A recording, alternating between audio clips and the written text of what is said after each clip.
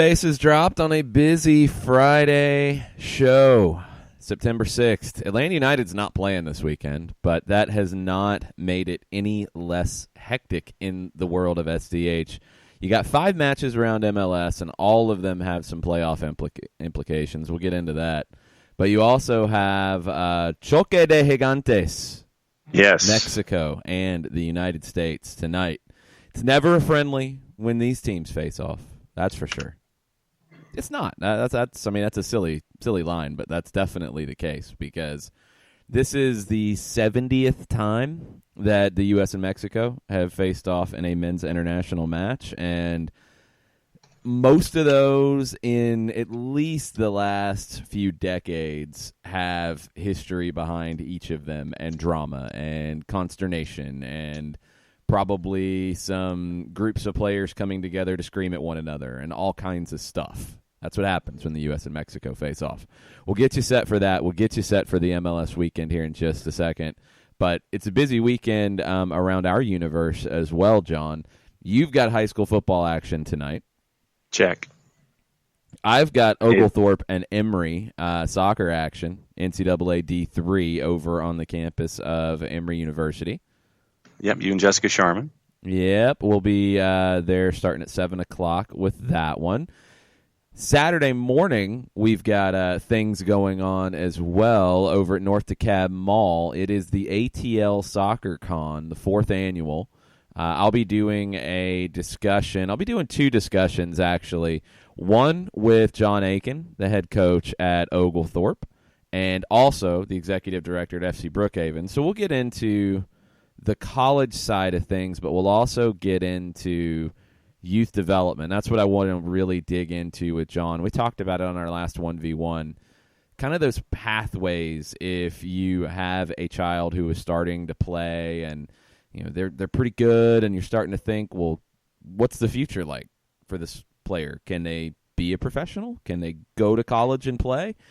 I want to dig into a lot of that with John and talk about the development of the game here in the state of Georgia as well.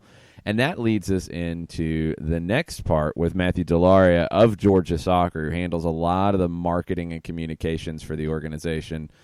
Georgia Soccer will be on hand at ATL Soccer Con, and we're going to talk about Georgia Soccer and their role in some of the things that we've talked about with John on player development, but more importantly, just their role as being the overseer of soccer in the state of Georgia and how that role's maybe changed over the years as the game has changed a lot over the years. A really cool announcement from ATL Soccer Con yesterday. Jeff Lorenowitz is going to be on hand at ATL Soccer Con. There you go. You can get autographs. You can get pictures. Very cool stuff. It's over at North DeKalb Mall. We'll be there starting at 11 o'clock when it opens. And also very cool, a good friend of the show will be hosting, Brittany Arnold. Be a good chance to check in with BA. I saw her in Chicago. She'll be hosting. You can get pictures with Brittany Arnold as well. Maybe you can get a picture with Brittany and Jeff. I don't know. Maybe that's possible. See, there you go. Yeah, maybe. You get 3 people in a photo. You, BA, and Big Red. There's a photo. Cool. That's a pretty cool shot. Raffle, all kinds of different items, all kinds of cool vendors. There's a beer garden presented by Tucker Brewing. Lots of people will bring their swag out, and I'm talking like collections of stuff, jerseys, things that will blow your mind a little bit, scarves, people will trade, all kinds of stuff going on. I think Sabutio is actually going to happen too, the table soccer. I think you're going to get some of that. So cool day over at North DeKalb Mall for ATL Soccer Con. We'll be there early in the day because it continues. We're kind of busy. Then we're heading for a little action at the Fraction. Yeah, okay, that works. Fifth Third Bank Stadium, Kennesaw State. It's Ottawa coming to town to Ottawa face Fury. Atlanta United 2. It is Hispanic Heritage Night. There will be fireworks. It will be a good time up in Kennesaw, and we've already seen a lot of people who this is going to be the time that they use their vouchers as season ticket holders to come out and see the Twos tomorrow night. And then Sunday, Oglethorpe plays again on campus. So, yeah, it's going to be a busy weekend. Ottawa right now, for those not up on their Eastern Conference standings, they're 8th in the playoff picture right now, and they're kind of in between Louisville and Birmingham Legion. Legion are 3 points behind. Louisville is 4 points ahead, so they're kind of locked in 8th right now. But, as you and I talk about when it comes to Atlanta United 2, I want to see what the lineup looks like, and I want to see the kids continue to grow. And for me, it's just always – it's fun to see this kind of development, and Ottawa's going to be a tough test. Traditionally, they have a veteran-laden roster, and they're going to be coming down. They had a match against St. Louis midweek, and it was a tough one for them there. St. Louis got points out of that one, but how does Ottawa respond on this road trip going to St. Louis? I don't know if they stayed in this part of the world or if they went back home and are coming back. Either way, it's a long travel slog for Ottawa when they come to town this weekend. At the Fraction. Big opportunity for the Twos to play the role of spoiler. So we'll see how they do against Ottawa on Saturday evening. Let's get into some other games that are happening on Saturday. Major League Soccer, with a lot of people not happy about this, will be playing during this international break, and there's 5 games on Saturday. All of them have very weird things happening because of the international break, and injuries too. Let's start with the 3:30 kick. NYCFC hosting New England at Yankee Stadium. Eber is out for the next month, and it's possible that he's available for decision day. Big problem for NYC. Yep. Lots of injuries, lots of international absences for the Pigeons. Although we did get word, and we'll talk more about it when we talk U.S.-Mexico, that Sean Johnson will likely rejoin the team for the match. The U.S. plays at MetLife, kind of right across the river. Then the next day, he can join the Pigeons and play because he's probably not going to play for the U.S. tonight against Mexico. So it works out. Here's the weird numbers in this one. In the last 10 matches for New York City FC, there have been over 2.5 goals in 9 of them. Not really a lot of defending going on. No. NYCFC have won 7 of their last 8 at home. New England, they've only lost once in their last 16, but here's the flip side. They've only won 1 of the last 5. They've had a lot of draws as of late. They're expected to be missing Edgar Castillo and Teal Bunbury due to injury. Also, and this is an interesting one that surprised me, New England is 2-1-2 in their last 5 against NYCFC. What do our favorite juice box purveyors have to say about this one? Courtesy of our friends at Bet365. NYCFC minus 118. New England plus 280. Yeah, feels about right. It feels about right. That's kind of what I was thinking. If New England got over 300, I would have been a little surprised. That's your draw option. What's the draw number? Right at 300. Right at 3. I'd be tempted to throw a juice box there. I feel like this one could be a draw. New England's been drawing a lot lately. NYC's not going to be as good attack-wise as they have been unless Tati Castellano steps up or they get a contribution from somebody to replace Eber. I'm thinking draw in this one. Yeah, I mean, I'm leaning draw, but it wouldn't surprise me if the Revs ended up with full points. That's just my gut. 7:30 Nippert Stadium, Cincinnati hosting Toronto. Cincinnati will be quite short-handed. Kakutamane, red card suspension. Kendall Waston, Costa Rican national team. Alan Cruz, Costa Rican national team. Alvis Powell, Jamaican national team. Fernando Adi, likely out-injured. Toronto, they're going to have their U.S. national team players, although Josie Altidore is listed as doubtful. Jonathan Osorio, Richie Larea, they are away with Canada playing Cuba in CONCACAF Nations League. Cincinnati, at full strength, have conceded 2+ goals in their last 8 games at home. They've lost their last 5 of them. Toronto only have 1 win in their last 10 on the road, and Toronto has 3 draws in their last 4 matches as they're trying to hold on to a playoff spot. It feels like Toronto should get a comfortable win here. However, they haven't been exactly lighting it up as of late. Nope. FC Cincinnati plus 260. Toronto FC minus 118. Okay. What's the draw number? I don't think it's going to be 3 a draw, though. even. Yeah. I think Toronto wins it. I can't trust Cincinnati really ever, and especially with Boston and Cruz out. No. I'm going to have to go Toronto win on that one. Yep.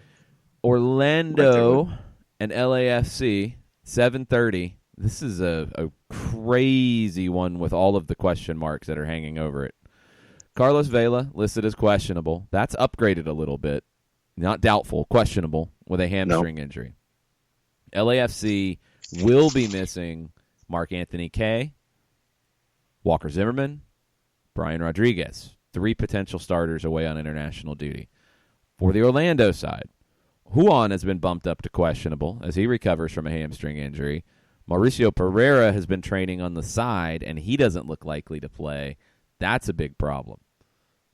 Lots of questions. Here's the numbers coming into it, though.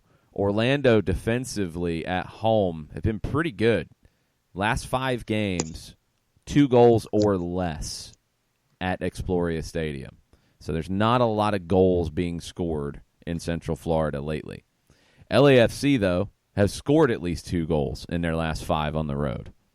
Orlando, they've only got 1 win in their last 4 as they're trying to get their first ever playoff berth. What do the Juicebox purveyors think about their chances against LAFC? Orlando City plus 300. LAFC minus 143. Take a Kiwi Juicebox and put it on the Lions. Draw? I think they could get a win here. What's the draw number? Plus 350. Take another, not Kiwi, maybe find like the blueberry pomegranate juice box. The acai blueberry. You kind of wondered about, and you haven't sampled it. Take that one and put it on the draw. If LAFC is missing Vela, and I don't see them rushing him back in this one, missing Kaye, missing Zimmerman, missing Rodriguez, I question their depth, and this feels like a game that Orlando has to win. I don't exactly believe in Orlando in this. That's why I'm saying take the juice boxes from the back of the fridge. But, yeah, I think Orlando can win this, and I think they need to. And if they don't, they're done. It's like believing in LAFC less instead of believing in Orlando City more. I'm not really feeling good about believing in anything with this match, but those absences for LAFC open a big door for Orlando, and they have to take advantage of it. They just have to. 9 o'clock. Hopefully, the Prairie Dogs have moved away, far away from Dick's Sporting Goods Park, because we don't want to see any plague warnings. No. As Seattle comes to town. Seattle's already missing 10 players, potentially. They can't afford to miss anybody else. They can't afford to have anyone catch the plague in this one. Colorado's missing Kai Kamara. He's with Sierra Leone's national team. Seattle, it could be up to 10. It could be more, as they do have a couple injuries or question marks about as well. The lineup for Seattle, who knows? A lot of folks. Yeah, who knows what's going to happen for the Sounders in this one. Interesting number of the week. In the last 28 matches at Dick's Sporting Goods Park, I don't know if the plague has anything to do with this, there have been 3+ goals scored in 24 of the last 28 matches at Dick's Sporting Goods Park. So fireworks are expected here on the field. Seattle have won their last... literally and figuratively. Yes. Yeah, exactly. Seattle have won their last 7 against the Rapids in all competitions. Okay? You've had fireworks on the field at Dick's Sporting Goods Park. You've had fireworks in every match involving the Seattle Sounders lately. They have scored 2+ goals in 5 of their last 6. They've also conceded 2+ goals in 5 of their last 6. The over probably shouldn't be an appealing number here. If it is, jump all over it with your best juice box. 2.5 minus 188. Yeah, that's if it was a little bit lower, I'd jump all over it. But yeah, they're on to it. They've done their homework. What do they think about the result, though? Colorado plus 110, Seattle plus 240, And the draw option is the same, plus 240.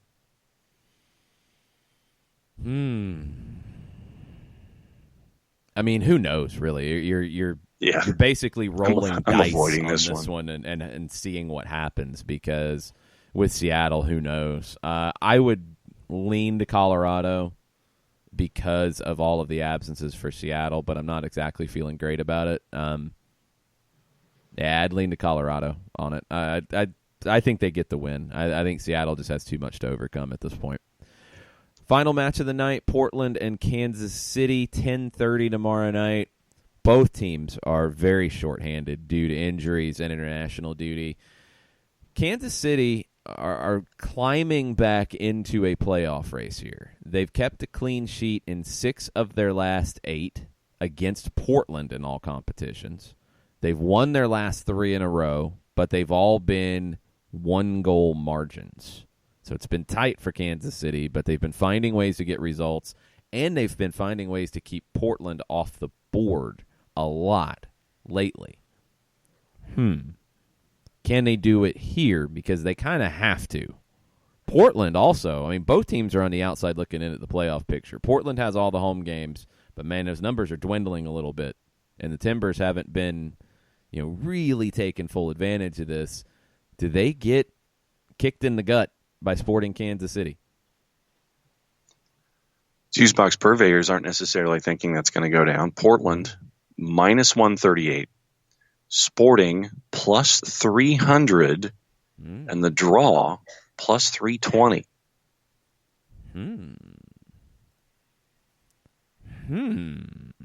Uh-huh.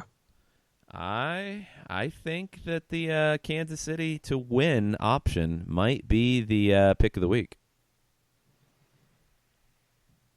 I think it is, because you look at plus 300. Let's get into the absence list potentially as it looks at the moment. Mabiala still listed as out. Cascante listed as out. That's 2 of your center backs if you're Portland. That means Claude Dielna's playing, and he struggles to run with any speed. Christian Paredes, doubtful. Zarek Valentin, doubtful. Andres Flores, out with international duty. Zambrano, who's been playing in the midfield, out with international duty. Flip side for Kansas City, no Rodney Wallace, injured.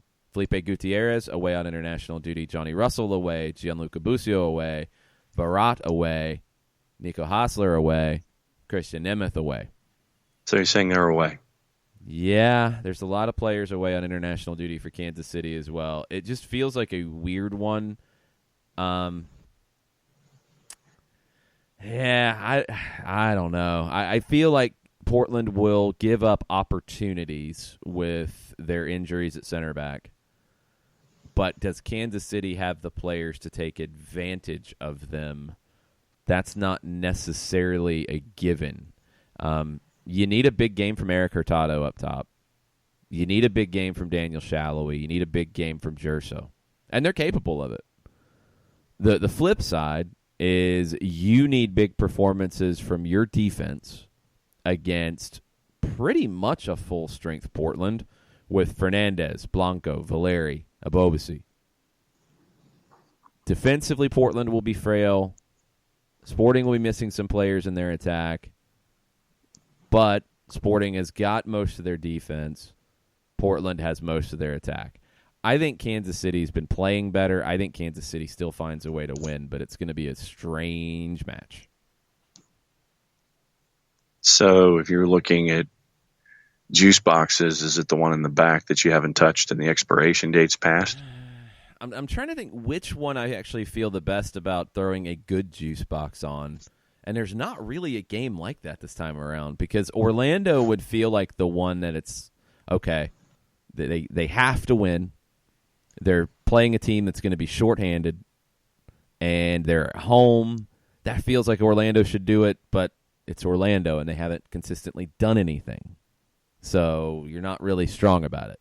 Portland and Kansas City, it's in Portland. It's not an easy place to play.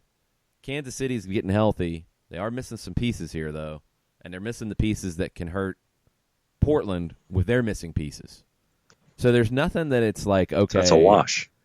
Kind of. I mean, there's nothing on the board that feels like a good number, and yes, I am going to take my favorite apple juice box and put it on this game. You're kind of reaching towards the back for some of the other flavors. Well, I mean, that's what you get when you are playing matches during an international window. Yeah, and you get all these wild cards anyway. That's it, because every game's got wild card possibilities. NYC won't be anywhere near full strength. New England hasn't been incredibly convincing as of late, but they've been picking up points. That feels like a draw. Toronto should beat Cincinnati, even with a couple pieces missing for Toronto, and including Josie Altidore is doubtful. Toronto should win that one. That feels pretty comfortable. I like Orlando. I like the juice box numbers when it comes to Orlando. I think they can beat LAFC, even with Juan questionable and Pereira potentially out, just because I don't think LAFC has the players to comfortably replace Vela, Brian Rodriguez, Walker Zimmerman, Mark Anthony Kaye. We'll find out. Although, again, it's Orlando. It's hard to believe a whole lot in Orlando. Seattle should be missing a bunch of pieces, and you would think, okay, cool, bet the opposition. They're playing Colorado, which is on manager number 3. I think Colorado can get it done, especially coming off of the win at Red Bull Arena. I would probably put my best juice box on Colorado. And in Portland, Kansas City, I would lean to Kansas City. I'm not entirely convinced, but I would lean in that direction. Yeah, I mean, for me, just the wildness of all of the possible wild cards involving each one of these matchups, for me, this would be one where I would sit there and I would take my juice box, I would sit in the easy chair, watch direct kick, and just go back and forth and consume the juice box. I don't have any confidence in any of these because of all of the wildness that's going on with each of these 10 teams playing right now. Yeah, I'm already getting crap from Jarrett Smith about my juice box flavor takes. I guess he likes blueberry pomegranate juice box. Yeah, the acai. Yeah. Well, you threw the acai in. I threw the blueberry pomegranate. And the reason I thought of that one is I had the Kickstart blueberry pomegranate, and it wasn't all that great. No, for me, it's usually the grape or the black cherry if you're going to do Kickstart. Yeah, I like the orange. But as a juice box, I don't think blueberry pomegranate would be all that appealing. And kiwi just by itself, no, I don't like. Kiwi mixed with stuff I can deal with. Strawberry kiwi, cool. Kiwi by itself, no. Throw that one on the crazy underdog. Correct. So go ahead and at me, Jarrett Smith. That's all good. All right. That's what your Fridays are all about. Yeah, we've got another game we got to talk about juice boxes before you step away and talk on a different radio format. USA Mexico. We'll get into the details on it as we go this morning, but they meet tonight at MetLife. It won't be a full house, but the tickets are selling. It'll be a good crowd. It'll probably be a pro-Mexico crowd, which is not exactly a surprise and a friendly between these two. It's a friendly, so there's lots of question marks. How seriously do both teams take it? Is it first choice 100%? Is it testing? I think it's going to be somewhere in between. Sergino Dest is likely to start, according to Greg Berhalter. All right, that's a new one. Are they going to get creative on any other spots? Same for Tata Martino. Is he going to get creative on some spots, or is he going to go full strength and try to run the U.S. out of the building? So these are hard to predict from a juice box perspective, but I'm really curious to see what the numbers are lining up as. Well, if you're interested in going still, you can go to our friends at SeatGiant.com and use the code SDH. Tickets right now in the 200s are at 109 in the end zones, starting there. If you want to get really close to the pitch, you can get in section 135, row 14. That's going to cost you $2.25 right now, but most of the tickets are starting at about $109. And working their way up from there. So, SeatGiant.com. If you're patient on SeatGiant.com using the code SDH, you might want to wait that one out. Make sure you got the electronic ticket option and get them right before the lineups come out, right around that time, because there's still tickets publicly available, and these are going to be tickets that are trying to be moved separately, so you might catch some deals. But the juice box purveyors, once again, courtesy of our friends at Bet365, The full-time result, USA plus 220, Mexico plus 125, the draw option plus 225. Mexico plus 125. Yep. Wow. That feels like a pick. I mean, you'd have to consider them the favorite coming in. I think that's fair. They're going to be the stronger roster here as well, because there are a few absences for the U.S., and I think the biggest one is what are they going to do in the midfield without Michael Bradley, because there's not really a clear-cut second option. It's not to say that Michaal Bradley is the most important player on this team. It's just to say that you're going to be playing either Will Trapp or Alfredo Morales there. There's big question marks about either one. It's a difference. Yes. Yeah, it's a big difference. So, yeah, I would have to say that the Mexico number would be the more favorable, and I'm surprised it's a plus. Yeah. And I'm debating going to our friends at Odd Shark, which is our composite, just to see if it's anything different across the board.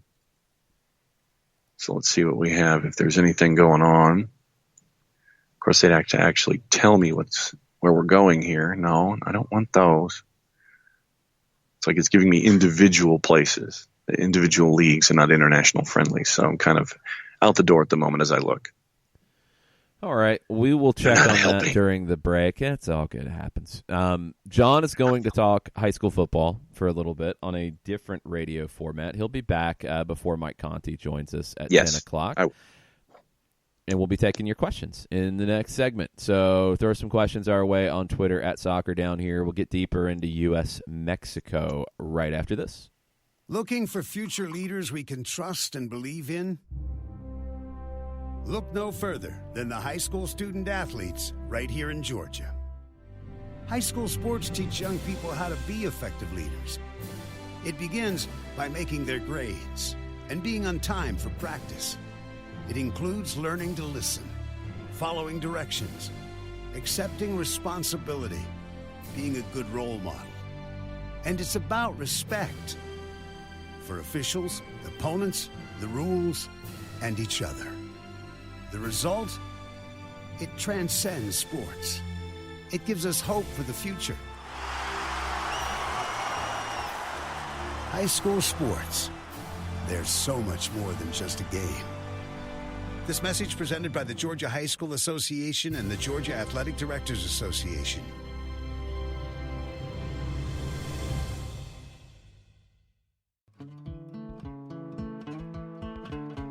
Today's show is presented by Appolinsky & Associates, personal injury lawyers with over 30 years of experience, supporters of Atlanta United, Faction, and Inter-Atlanta Youth Football Club.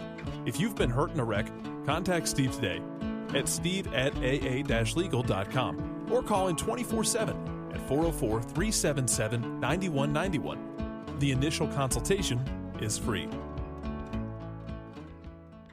We know that every driver is different, and a one-size policy does not fit all. That's why Country Financial offers a variety of discounts, so you get the coverage you need and the savings you deserve. From good driver to good student, multi-policy to multi-car, we've got a discount to suit every driver. Call Jason Wright at 678-568-6871 today to see what you could save. On Facebook at Jason Wright Agency or by phone at 678-568-6871. Discounts vary by state. Policies issued by Country Mutual Insurance Company, Country Preferred Insurance Company, or Country Casualty Insurance Company, Bloomington, Illinois.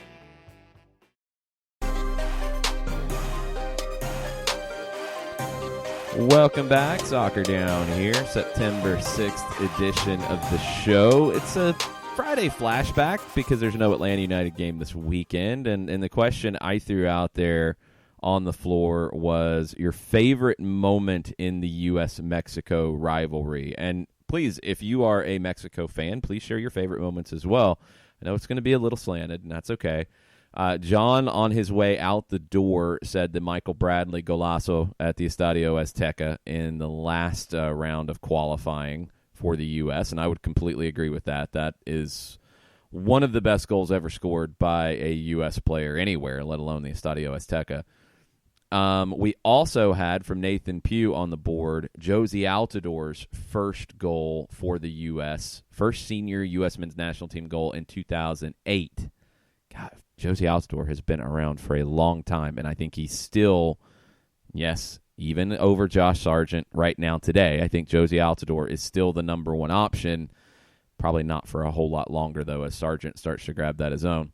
One of my favorites is the goal that Charlie Davies scored at the Azteca in 2009 to give the U.S. the lead. They couldn't hold it. They ended up losing that match.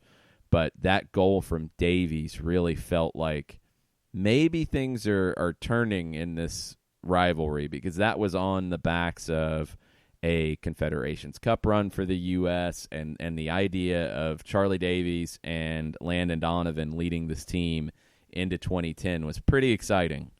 It didn't work out that way, and it's one of those greatest what-ifs in U.S. soccer. I think we have somebody that I just told them to at me in the last segment, so now they've called in to personally at me. What's up, Jarrett? Hey, man, not much. So you don't like my juice box flavor takes, huh? I don't. I think they're a little too safe for me. I am that person who, if we're talking juice boxes, I'm grabbing the weird flavors. So you wouldn't throw the weird flavors on the game that you're not too comfortable with. You'd throw like an apple flavor there. Yeah, that's safe. That's fine. If you want to think of it as, I'm going to throw the apple one on there because it's bland and safe. Cool, that's fine. It's old standby. It's trusty. Yeah, the ones I'm going to get.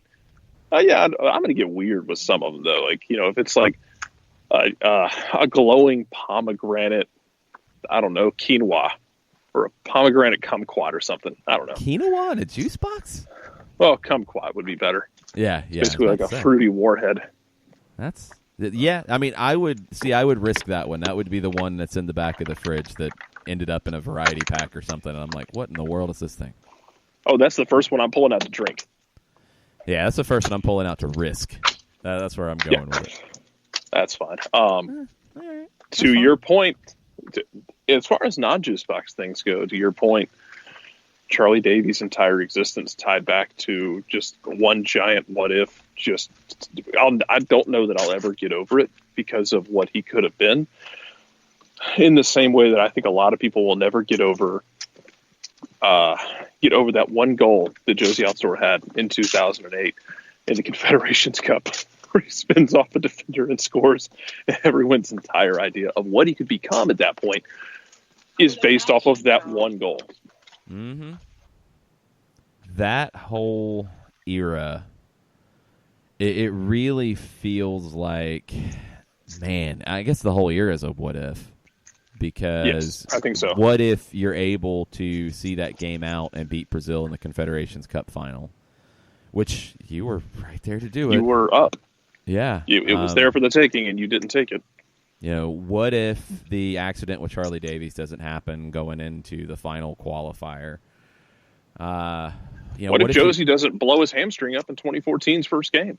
Well, yeah, that one, I'll put that as a separate era. But the 2010-2011 one for me, or 2009 to 2011, where it's what if Davies doesn't get hurt? What if you go to that World Cup in 2010 with Davies up top, and you're able to play that style that we saw in the Confederations Cup against Spain, against Brazil, and then against Mexico at the Azteca, where even though you lost it, it looked different. It felt different. And then 2011, what if you hold on to that Gold Cup final that you had, again, against Mexico, and you had the game, and you lose it after Giovanni Dos Santos has the game of his life, and then Bob Bradley's fired? What if that doesn't happen? What if you get one of those big wins? And what if Bob Bradley sticks around going into 2014? Does it look different? How different does it look? Where are we now? There's so many what ifs from just those 2-3 years. There are. For one thing, I don't get nearly blackout drunk after that game because I watched it. I and my now wife and girlfriend were the only two white people amongst probably 15 of our closest friends who are Mexican American, and we're just. I thought one of them was going to attempt to adopt Giovanni Dos Santos that night. And probably that night goes a lot different because at that point, up until the first half of that game, we're just sitting back smug. Just, hey, how's your night going? Doing okay? damn shame what's happening here. And then it really did turn into a damn shame. Yeah, that game turned on its head completely.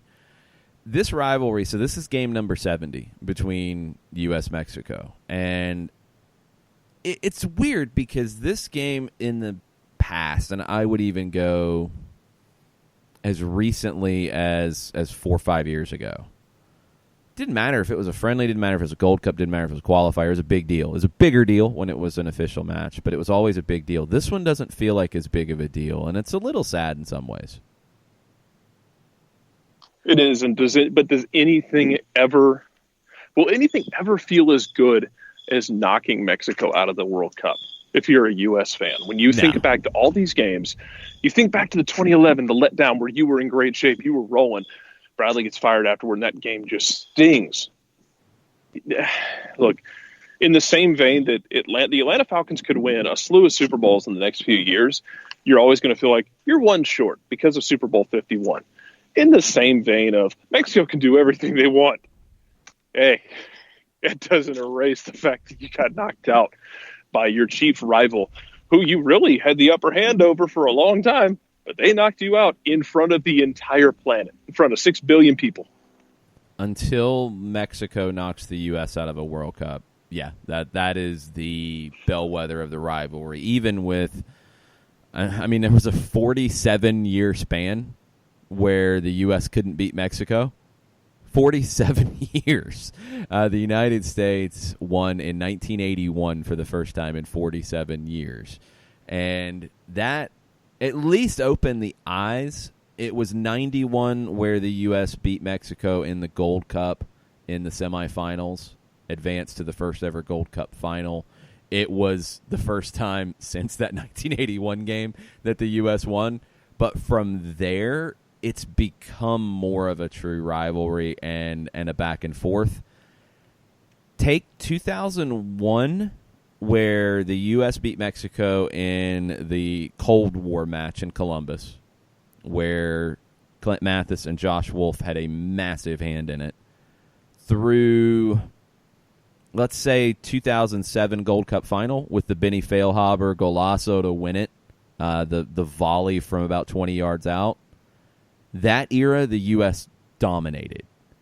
Since then, it's kind of flipped back to at least being even, and I think in the last few years it has been domination from Mexico.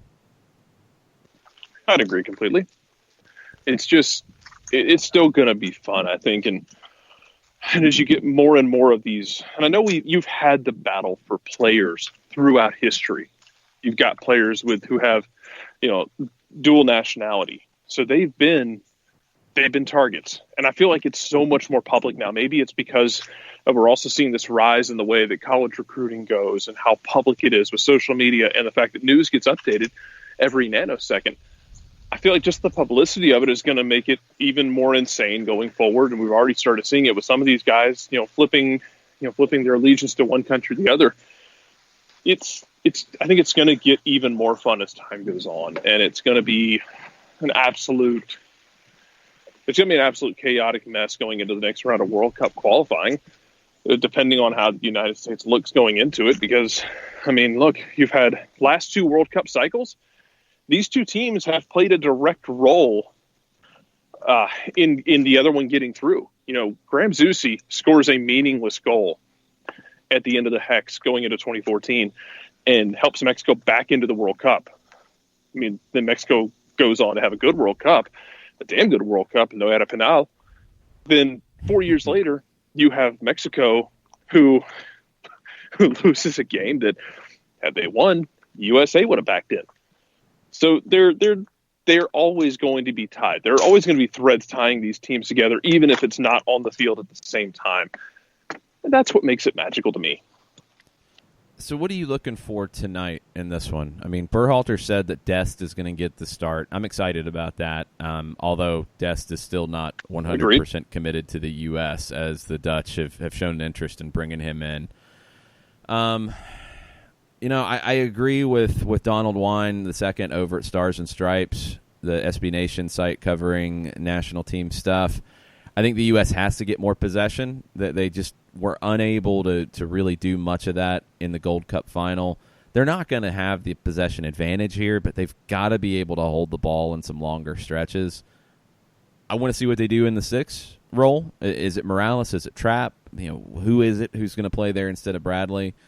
I think it's pretty safe to assume that it's Brooks and Long at center back, especially with Brooks going back to Wolfsburg after this match. So the Uruguay match feels like Miles Robinson's debut. This one doesn't. What else is jumping out to you about this? What are you looking for in it? Bravery.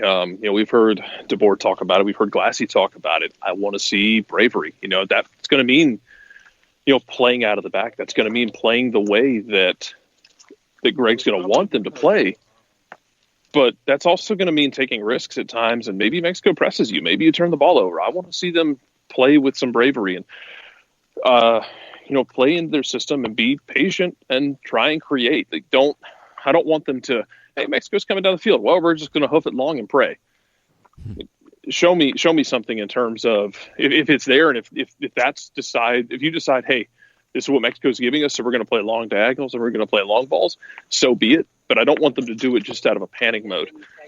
I would also be incredibly tickled. And I think you're dead right about the center backs.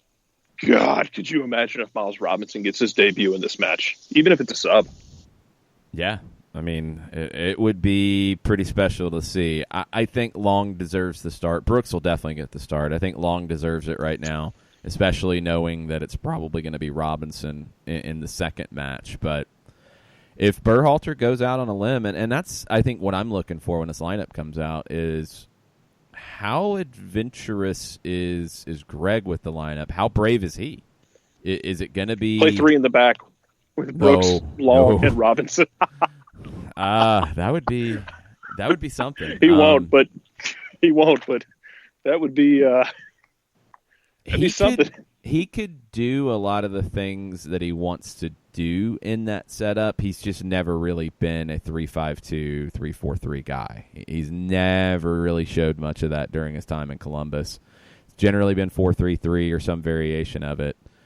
He's got the players to do it if he wanted to, because Dest is a wing back and Nick Lima, for example, is a wing back on the other side. I like it. I'm excited. Nick Lima would cause problems as a wing back. Yeah, I'm excited. You come back to the issue with the 6 and who that would be and what your midfield would look like. But, yeah, you could do that. I think the reason you don't, and the question that I have, too, is Christian Pulisic. Are you going to play him as a number 10 centrally, or are you going to play him out wide? I'd like to see him as a 10. I love the idea. It's just he always looks better when he plays out wide. And that's kind of how I am with it, is I wonder if you treat him the way you've started treating P.T. Martinez in Atlanta. And I know, formation is being what they are. They're not set in stone. We get that he's not going to run 3 center backs out there tonight, but putting Pulisic on the sheet as, hey, you're going to be out wide, but please feel free to go find the game. If that means floating centrally, if that means floating around a bit, I hope he has that freedom to go find the game. And when he does get the ball, he can pick his head up, and there's 1 or 2 options there when if it's not him, whoever plays the 10 can pick their head up and find 2 options there. As far as your 6 goes, until we get a time machine and put Jeff Lorenowitz in it and make him 26 again, then I don't know what to tell you, because the idea of like a Jeff Lorenowitz that's 10 years younger being a 6 in this team sounds amazing. Yeah, but that's not what Berhalter wants. That's the issue, is that he doesn't want a 6 who's a destroyer. He wants a 6 who's a regista, a 6 who's going to be on the ball a lot. That's why Bradley has been the guy. Trapp has been the guy. See if for you can get Eric Berhalter. Rometti to flip his. See if you can get Eric Rometti to flip his citizenship real quick, by tonight. Yeah, I don't think Might that's going take to a happen. minute. Might take a minute. Might take a few years. Hey, Darren Eales' lawyers might get it done. You never know. It's possible. I'm thinking highly unlikely, but you never know. You need, in the way that Berhalter wants to play, you need that 6 who's comfortable on the ball. And also that 6 who, as Matt Doyle's pointed out over at MLSsoccer.com, and I completely agree with him on this, you need that 6 like Bradley who can hit that long diagonal to open the game up, and you're going to need it tonight more than ever because you're not going to have a lot of the ball. Mexico's going to want to press. You know, if Long and Brooks at center backs are not the guys who are going to hit that long diagonal, you've got to have the 6 who can do it. Trapp can, but Trapp has looked out of his depth at the national team level at times too often. But Trapp is a guy who knows exactly what Berhalter wants in this role. Does he get to start tonight because of that? Or do you give Alfredo Morales, at 29 years old, maybe his last opportunity to really show that, hey, I'm a national team player. I need to be in these games. Does he have that type of game? We don't know. We haven't seen it enough. So that is the biggest question mark for me, is what they do as a whole in that part of the field to deal with Mexico's pressure, to play the way Berhalter wants, and do it without the guy who has been that for so long in Michael Bradley. I don't know what the answer is necessarily. And I think it's a big question because let's say the World Cup is 3 years out now, a little over 3 years out because of the Winter World Cup. I mean, Michael Bradley's probably not your guy going into that World Cup. No. Age-wise. So somebody's going to have to step up. Will Trapp will be 3 years older. Alfredo will be 3 years older. Somebody's going to have to grab that spot for now going into, the tournament's coming up in the next year or two. But I think you're hoping that somebody who is in, let's say their mid-20s can grab that spot and say, I want this gig and I will take it and run with it. Because I don't think Bradley's going to be able to do it in 3 years, at least not the way consistently that Berhalter's going to want for that World Cup. So it's a spot that now's the time where people need to start grabbing it. Because 3 years out, I know it's 3 years. 3 years doesn't feel like 3 years goes a lot faster than you think it does in these situations. 100%. And I think it's an even bigger question because there's not really a guy coming up that has shown that side of what Berhalter wants in this role. If there's not a player who can give you that at this level, Trapp can give you that, but can he give it to you at this level? That's a big question. Tyler Adams isn't that type of 6, although he's a very effective 6. Other guys coming through, whether it's Edwin Cerrillo or Brandon Cervania or others who could potentially fall into that role, don't really feel like they're cut from the Michael Bradley cloth. Does Berhalter have to adjust his, and I think we can get some credit on this too. Matt Doyle's used it with the trademark of capital T, capital S, the system. Berhalter's going to have to tweak that if he doesn't have the 6 who can do it. And I don't know if he's going to have that. Every time I think about that position, all I can think about is just that was it U20 or U17 game where Chris Goslin just bossed the midfield from that spot about what could have been. But that's the problem, that you run into with these, youth players that look great. That's a couple of years ago, and it feels like a lifetime ago. And somebody could step up and grab the spot today, and 6 months, it could feel like 6 months could feel like a lifetime in terms of guys grabbing it. So you really want somebody to jump up and grab it. But with youth players, I mean, the same idea as, you collect a bunch of pitching in baseball because the odds of all of them working out are slim and none. The odds of a couple of them working out are a little bit better. You just want to acquire as much as you can, give them shots, and see if somebody can grab it. Because the odds are only 1 or 2 are going to be those guys who can handle the moment. And maybe that's the Will Trapp situation of, hey, Will Trapp's really good at what he does in the league, but just can't do it at that national team level. Because right now I don't really want Will Trapp in that position if I'm going to the World Cup in Qatar.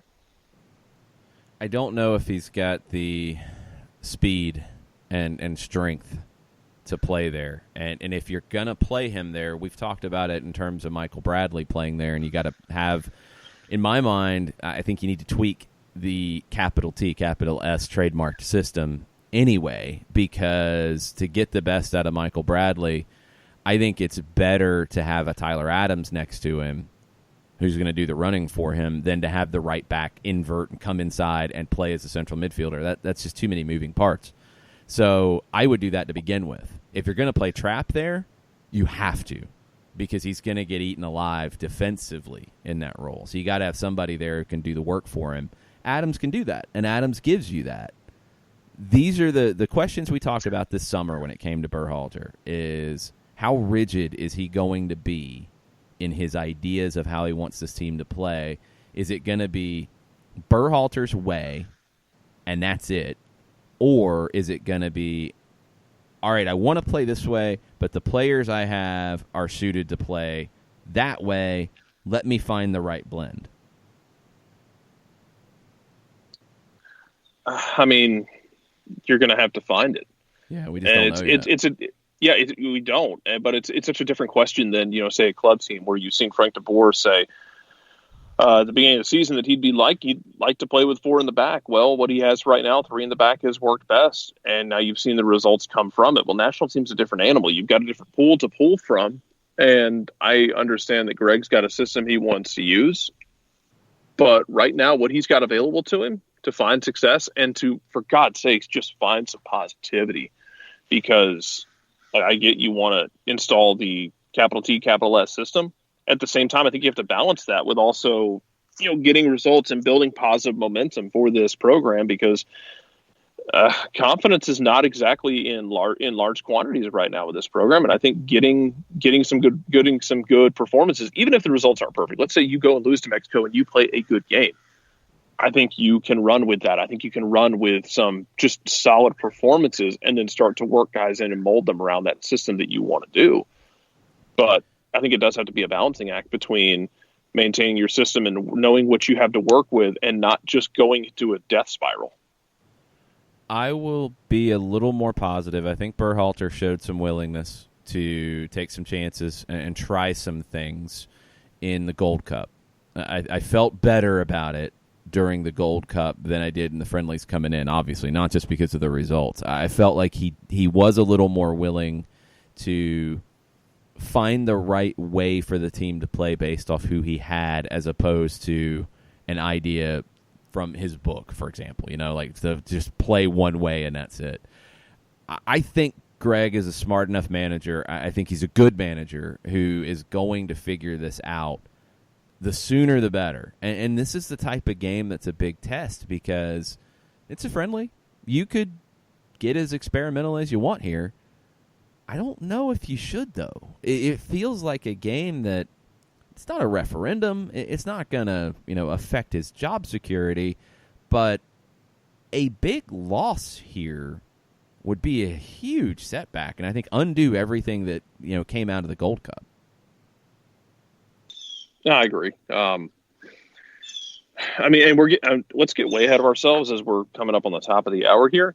I know you are generally a proponent for the 1 World Cup cycle per coach rule. What would it take for Berhalter to get another cycle for you personally? Not for U.S. soccer necessarily. God knows what they're thinking at any given moment. It's probably just a monkey banging symbols together. But what would it take from Berhalter for you to rubber stamp the second cycle for him? Yeah, it's hard because I wouldn't have ever thought about it that way. It would have been, all right, we're hiring you for the cycle, and then we'll hire somebody else, because that's the way that I think works best. So if I was to see progress this time, to be able to say, all right, let's go ahead and roll it out, and you're going to be the guy leading this team out at home in 2026, I think you have to see continued integration of young players. I think you have to see results. I mean, that's just a fact. Like it's the nature of the beast. So this team has to win a Gold Cup. I don't care how good Mexico is. That they need to win the Gold Cup in 23 or in 21. Sorry, they have to show continued improvement. They need to win CONCACAF Nations League. If they win Nations League, they don't win the Gold Cup. All right, I can probably take that trade. And in the World Cup itself in 2022, you have to get out of the group.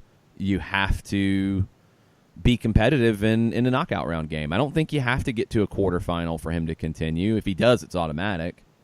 But you have to get out of the group, and you have to be competitive. And I think you need a CONCACAF trophy of some sort between now and then. Those are the things for me that if they happen, cool, we can keep rolling, and he can be the guy to lead the team out of the tunnel in 26. But I think the one cycle thing is the best way, because my concern is that Berhalter has his way he wants the team to play. He preaches his style of play, preaches his soccer for this amount of time going into the next World Cup cycle. He's all about playing one way, and the players start to tune him out. And you get into that 2023 time frame, and this is what scares me about hosting the World Cup in 26. You're not going to have to go through qualifying, so you're not going to get those tests that Klinsmann did, for example, where you saw that the wheels were gone from the car and you were just rolling on sheer metal axles with no wheels on it. You don't have that. That's you have friendlies. That's what it felt like in Costa Rica. You have friendlies. So you're not going to get tested after this World Cup. So you better make sure that you got the right guy. And I'm assuming that that's part of the reason that they decided, hey, this is what we want to do, and this is why we are rubber stamping him to be the guy through 26, because that's, by all accounts, that's how it's been set up. That's fine, and I hope it works out. Wouldn't wish anything ill on him in that respect, because we all want to see this. We all want to see this work out. I just get nervous about the idea of rubber stamping a guy through 2 cycles, but if we continue to see progress and if things continue to slide in, then it looks brilliant, and I'm completely fine with that, because it's one of those situations like, oh, I was wrong, and that's a good thing. I'm okay with that in some instances. Yes, that is always a good thing when it works out for the betterment of the program that you're hoping does well. All right, minute left. What's the prediction for you for tonight? Oh, man, Give me 2-0 Mexico in a damn good game. Mexico gets one in the middle of right before the halftime. USA plays well in the second half, and they give up that second goal, pushing for the equalizer. The 2-0 flatters Mexico more than it does condemn the United States. Okay, I got 2-1. I think Pulisic gets a goal early, and then I think Mexico starts to take control and they wear the U.S. down and the press starts to have an effect. But I think it'll be a tough one. I think Mexico will have to work for it, and I think it'll be a good match. I think people will be entertained by it. Well, Jarrett, you probably need to get back to work, so we appreciate it. Absolutely. Go have some juice boxes. Yeah, I'm going to go have some juice boxes too. We're going to take a break, and we're going to get Mike Conti on the line, and John Nelson will rejoin us right after this. A ranger station. I'd like to report a bear hug. Okay. I put out my campfire and Smokey Bear hugged me. So you drowned the fire, you stirred it, drowned it again, and felt that it was cold? Uh-huh. Yeah, but he's just letting you know you did good. Bear hug from Smokey Bear. Status update. I'm gonna let you go now. There are many ways to start a fire, but one sure way to put it out. Learn how you can do your part at SmokeyBear.com. Sponsored by the U.S. Forest Service, Ad Council, and your state forester. As a business owner, you know that every year brings new challenges and opportunities. The success of your business demands expertise and focus. And Country Financial can help you keep that focus by helping ensure you have the right insurance protection in place to meet your goals. Jason Wright can help you create a customized insurance plan that has coverages designed just for your business. Give Jason a call at 678-568-6871 or reach him on Facebook at Jason Wright Agency. Coverages vary by state. Policies issued by Country Mutual Insurance Company, Bloomington, Illinois. This is what matters. This is beyond X's and O's. This is the difference mutual respect makes. This is what character looks like. This is what defines us in Georgia. This is sportsmanship. School sports. It's not the outcome that matters most, but the way the games are played. This message presented by the Georgia High School Association and the Georgia Athletic Directors Association.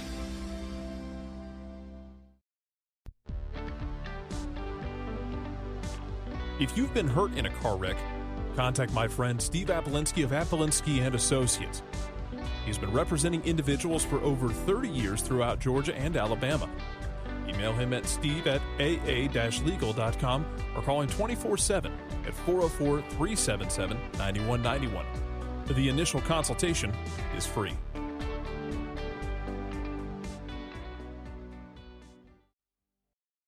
You're listening to Soccer Down Here daily on SDH Networks, a division of OSG Sports. Find us at Soccer Down Here on Facebook and Twitter. The time is now the top of the hour. Peep, y'all.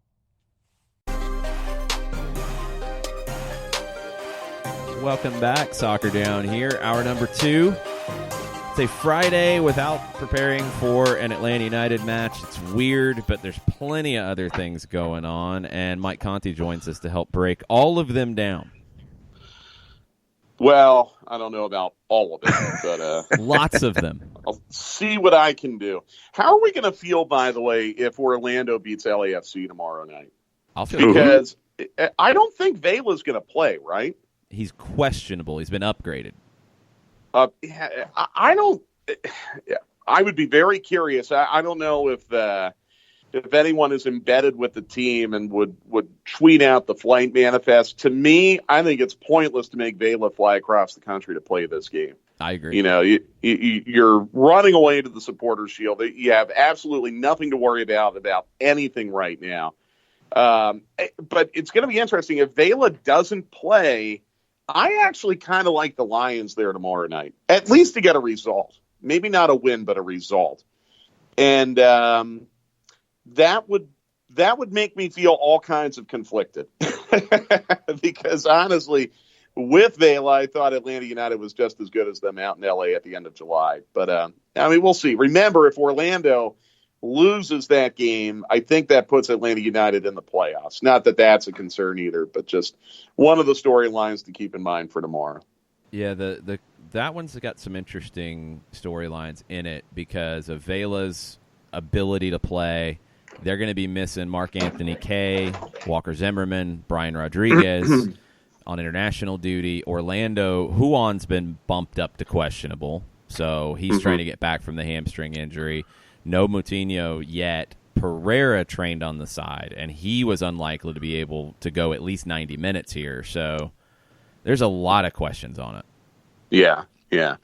So we'll see. I mean, to be honest, when we were talking off the air before we came on, and this is something we even mentioned a little bit on Wednesday, I'm way more intrigued about what's going on in MLS tomorrow as opposed to what's going on tonight at MetLife Stadium. And I think that's a good thing for the league. It's not an indictment of the U.S. men's national team or anything like that. It's just we've got some hot playoff races in this league right now, and they affect Atlanta United in the East, and you have some very important games in the East, including one tomorrow at 3:30 at Yankee Stadium, where, you know, the Pigeons are going to be really, really short-handed, and like we kind of broke down on the whiteboard Wednesday on stoppage time, you need New York City to drop points in a couple different places to decrease the pressure on Atlanta United for that game at Yankee Stadium on September 25th.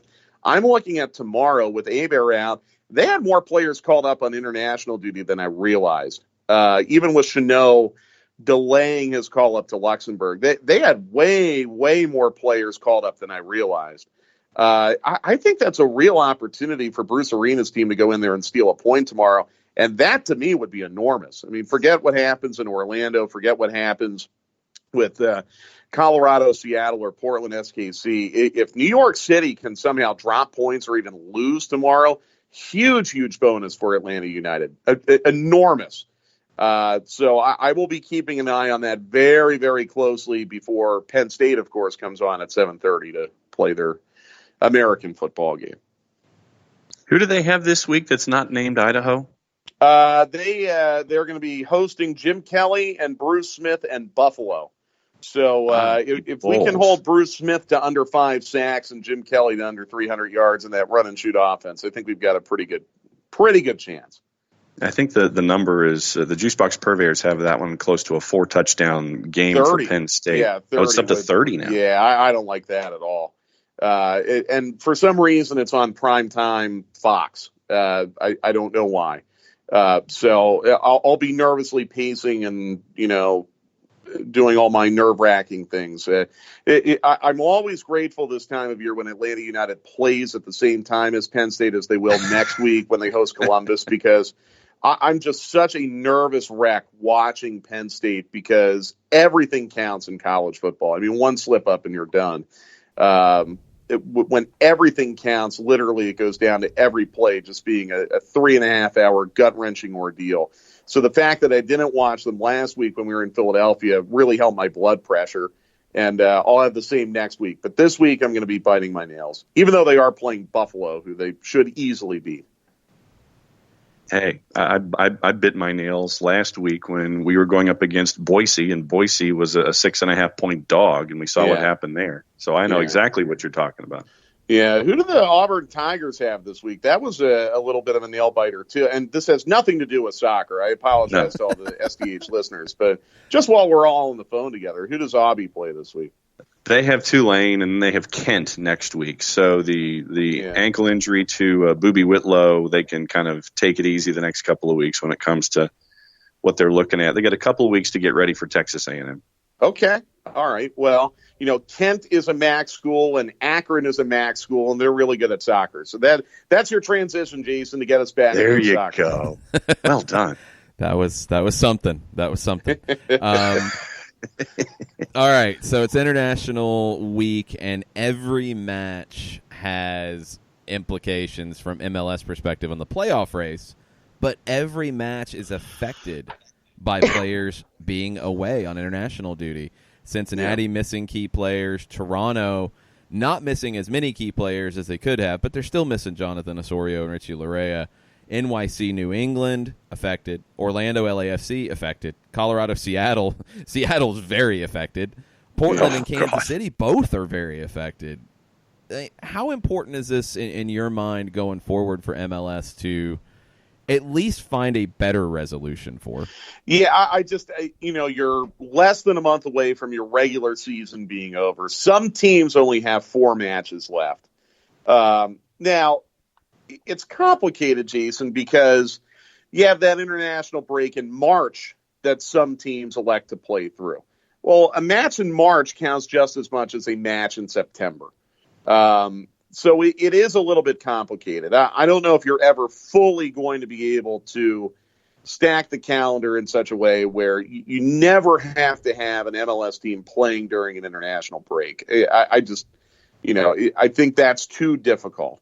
You can try to minimize it. That would be important. It would help if you could minimize it now. And I think, again, it's doing a disservice to the league. And it's no slight on CONCACAF Nations League or anything like that. No. In fact, Christopher Gersel has been asking us a couple times on Twitter if we like the way that CONCACAF is doing this now, where Nations League is basically the Gold Cup qualifier.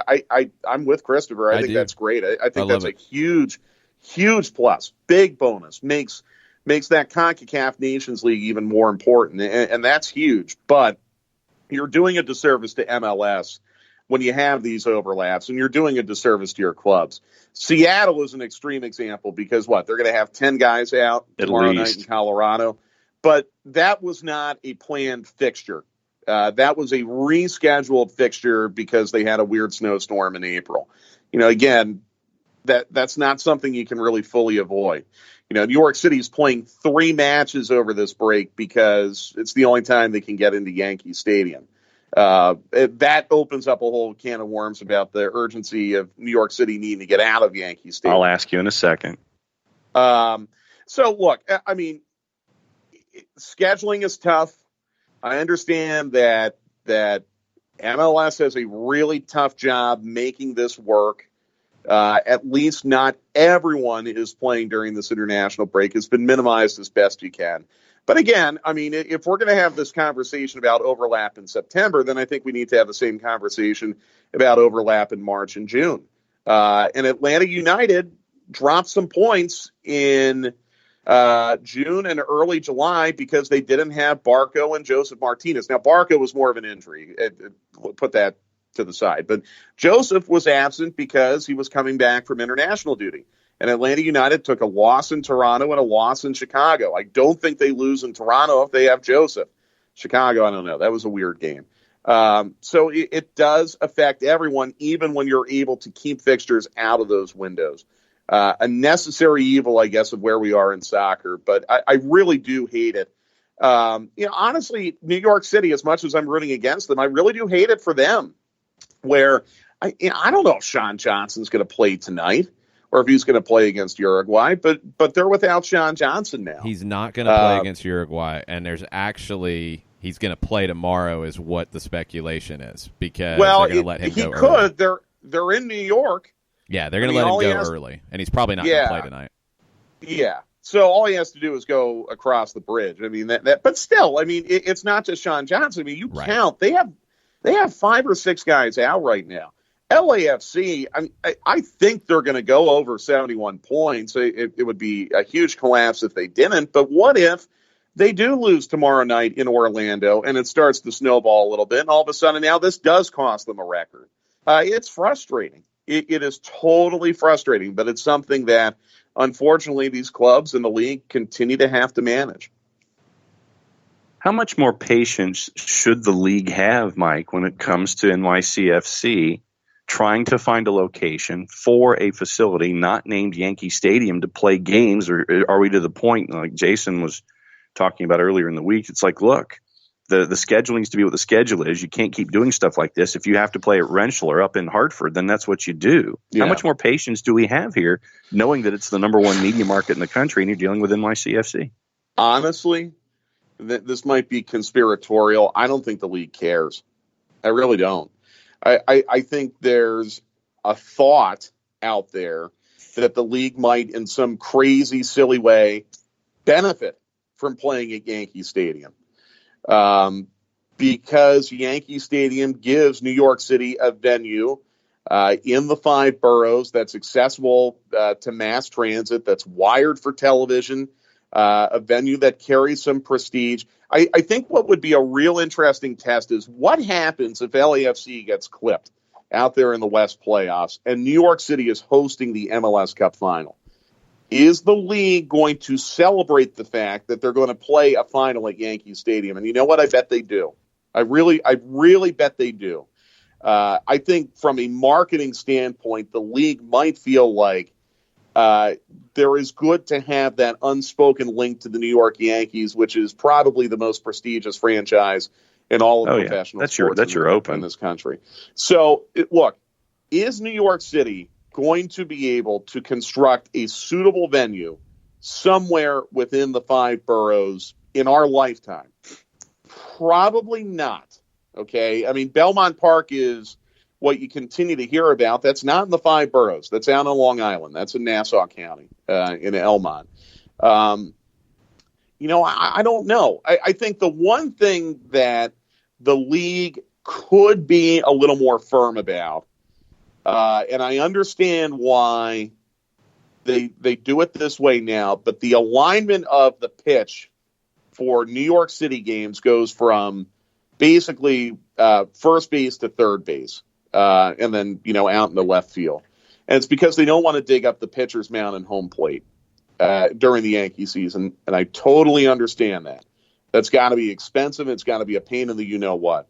But if you watch American football games, when Notre Dame plays, their regular season games at Yankee Stadium, when you watch the Pinstripe Bowl, the American football configuration goes from home plate out to center field. And it's a full 120-yard American football field, plenty of room on both sidelines. It fits very tidily in the same way that the New York Giants were able to play in the old Yankee Stadium. And you know why they can do that? Because the pitcher's mound has been dug up and home plate's been dug up. The baseball season's over. So maybe that's the compromise where, okay, we acknowledge you're going to play in Yankee Stadium. It's a baseball stadium, but whatever. We have worse facilities in MLS right now. But you've got to dig up the pitcher's mound. You've got to dig up home plate. And you've got to give us a true 120-yard, with plenty of room on both touchlines pitch that can be lined up with TV cameras. Unfortunately for us, Jason, make our broadcast position way worse, but I don't care. I just want honest games. But I think that might be the compromise. And then maybe the league has to bear some of the expense to pay for that operation for the grounds crew to dig up the pitcher's mound and home plate. I do think the league, I know I'm in the dramatic minority on this. I do think the league benefits from being in a stadium like Yankee Stadium. I don't think it's all that terrible for the league. If they had a pitch that was of true regulation size in there, that's no problem. I mean, you don't like being a tenant in someone else's stadium, but it's Yankee Stadium. It's different. We're celebrating the fact that Chicago Fire's going into Soldier Field where there'll be a tenant, but that's Soldier Field. That's good for the league. You want to be in downtown Chicago. So that was a very convoluted, rambling answer, John. Let me see if I can summarize in 20 seconds or less. I understand the plight of New York City right now. I don't think the league feels it's as urgent as some others. And I think there's a way where it can be more workable in the short term until New York City finds a long-term solution. I think if they can get a wider field going home plate to center field, they have to. And whatever expense it is, they have to figure it out. And if the Yankees aren't willing to allow that to happen, then the league has to start putting pressure on them. I disagree that the league would celebrate having a final at Yankee Stadium. I think they'd celebrate having a final in New York. I think they would position it as the finals in New York, and they would do everything possible to show as little of games at Yankee Stadium in that open to the broadcast as possible, because it's a bad product. And the problem is that now it's affecting your fan base. NYC ticket sales have dropped every year because it's a bad experience. NYC games on TV get awful ratings.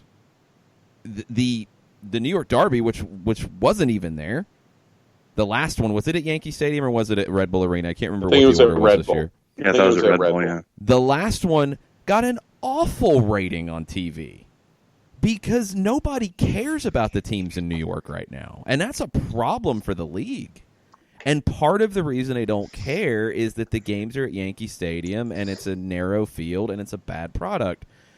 I think I understand why they came into the league. I think at that time it was the right deal to do for the league. And I think over the long haul of NYC's existence, they've been good for the league. But I think it's becoming a problem. And now it sounds like they have zeroed in on a site in the Bronx. That's the last things that have specifically been said in terms of locations. I think the Belmont location fizzled out, if I'm not mistaken. Did they go away from the one across from City?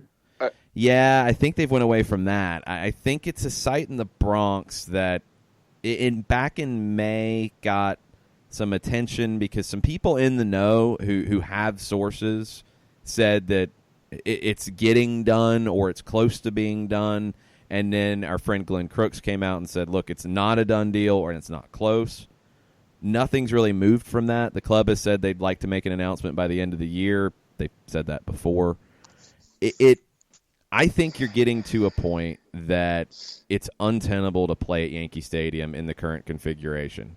And the reaction to ticket sales, the ratings, all of those things add into it. And you're going to do damage to what should be a really good brand for this league. Yeah. And that's something that they have to fix. But I think you also have to be careful. You do mention the ticket sales declining, but their attendance is still upper third of the league, aren't they? It is. So but, I think you've got to be really, really careful that and I don't know where this site in the Bronx is, but if it's inaccessible to the subway or it's not in a great part of town or you end up going to Staten Island or the middle of Queens. Like they have to be really, really careful. It's delicate. They have to balance having a competitively credible product with location. And in a way, I'm kind of glad the Belmont site fizzled out because I don't know how they would draw there. Exactly. Again, their attendance is declining, but it's still good. They're still getting 20 to 25,000 a game at Yankee. So it's complicated. I sympathize with New York City because honestly, I like watching them play. And every time they play Atlanta United, they seem to play really good matches against each other. Like that, there's a lot about New York City and the way that they've constructed that club and their link to Manchester City that is excellent. for Major League Soccer. It's just they've got to get the stadium thing figured out.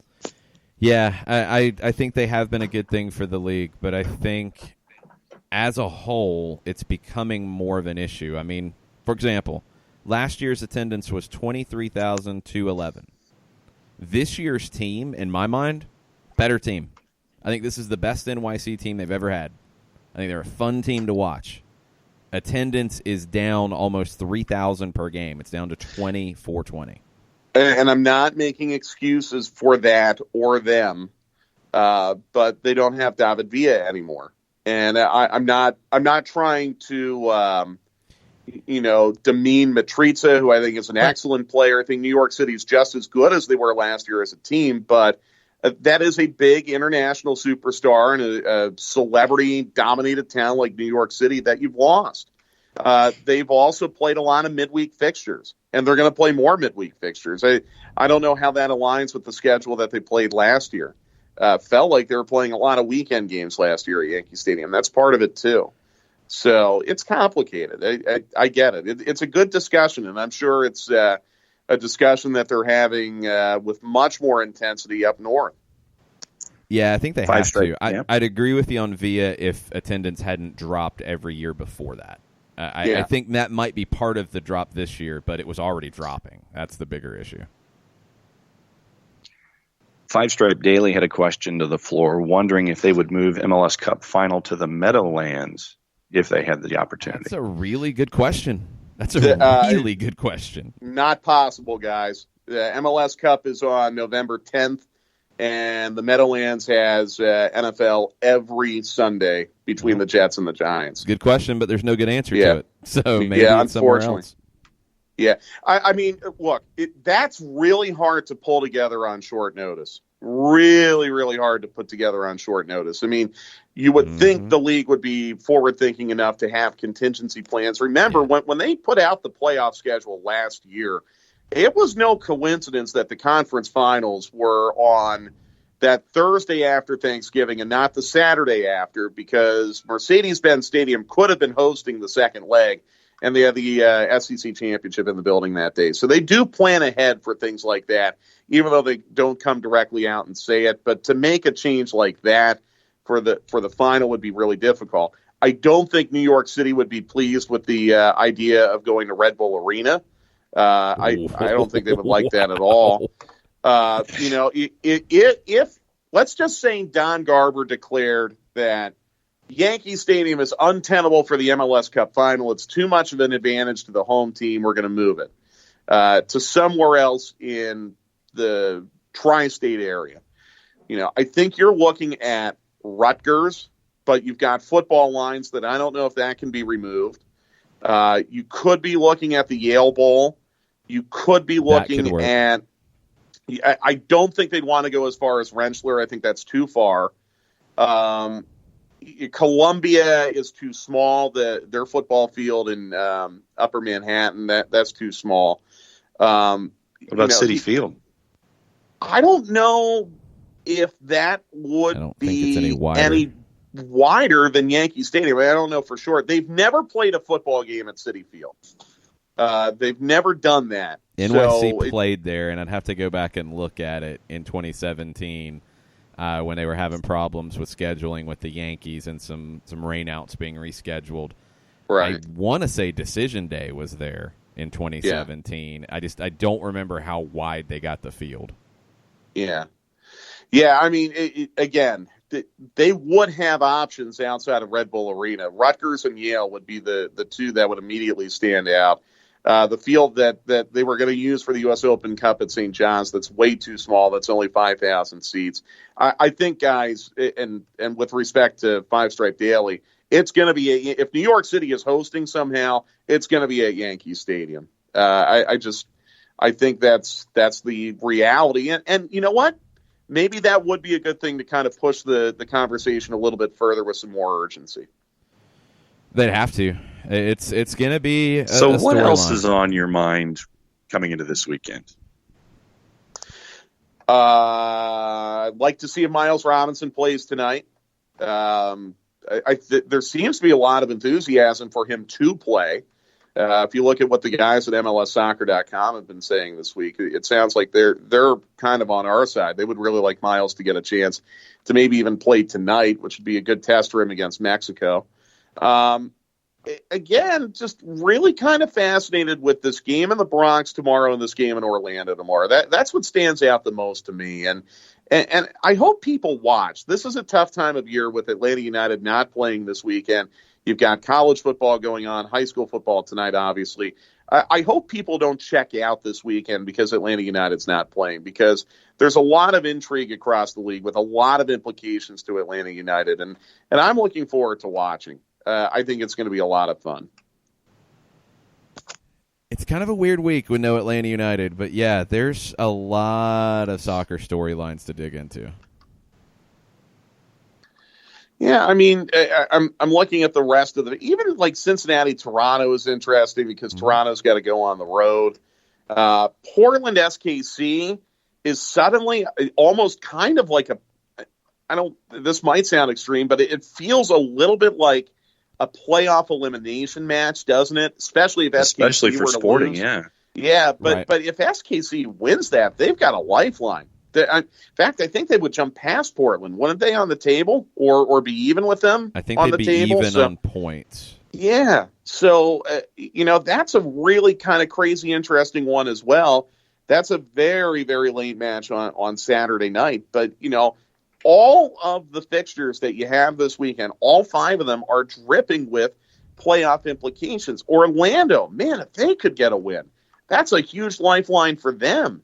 And then it puts Toronto in a little bit of the hot seat. The pressure would start to be on them a little bit more. So really fascinating stuff. And again, it's not to demean the U.S. men's national team, but I don't know if I could possibly take anything away from tonight, win or lose, that would change the way I feel about how they stack up with Mexico currently, because we saw them in a much more meaningful match against each other 2 months ago.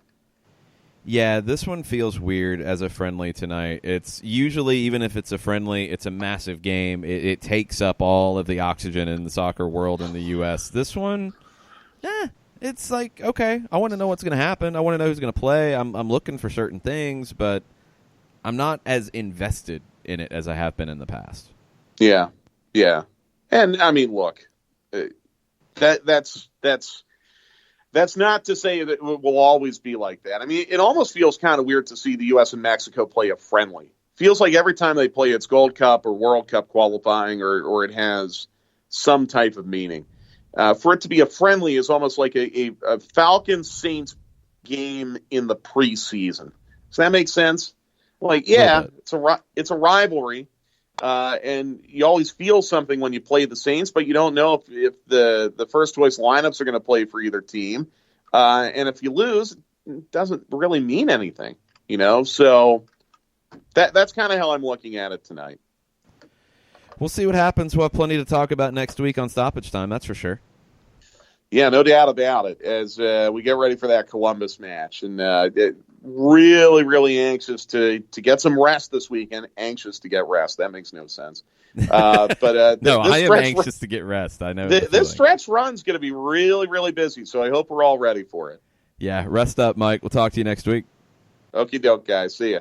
Be good. We're going to take a quick break. We'll get to the Twitters right after this. Looking for future leaders we can trust and believe in? Look no further than the high school student athletes right here in Georgia. High school sports teach young people how to be effective leaders. It begins by making their grades and being on time for practice. It includes learning to listen, following directions, accepting responsibility, being a good role model. And it's about respect for officials, opponents, the rules, and each other.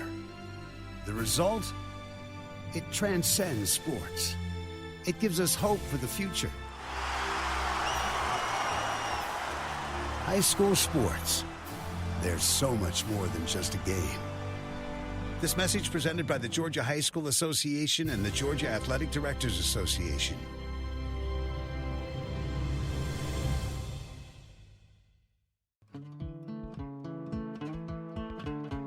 Today's show is presented by Apple Linsky & Associates, personal injury lawyers with over 30 years of experience, supporters of Atlanta United, Faction, and Inter-Atlanta Youth Football Club.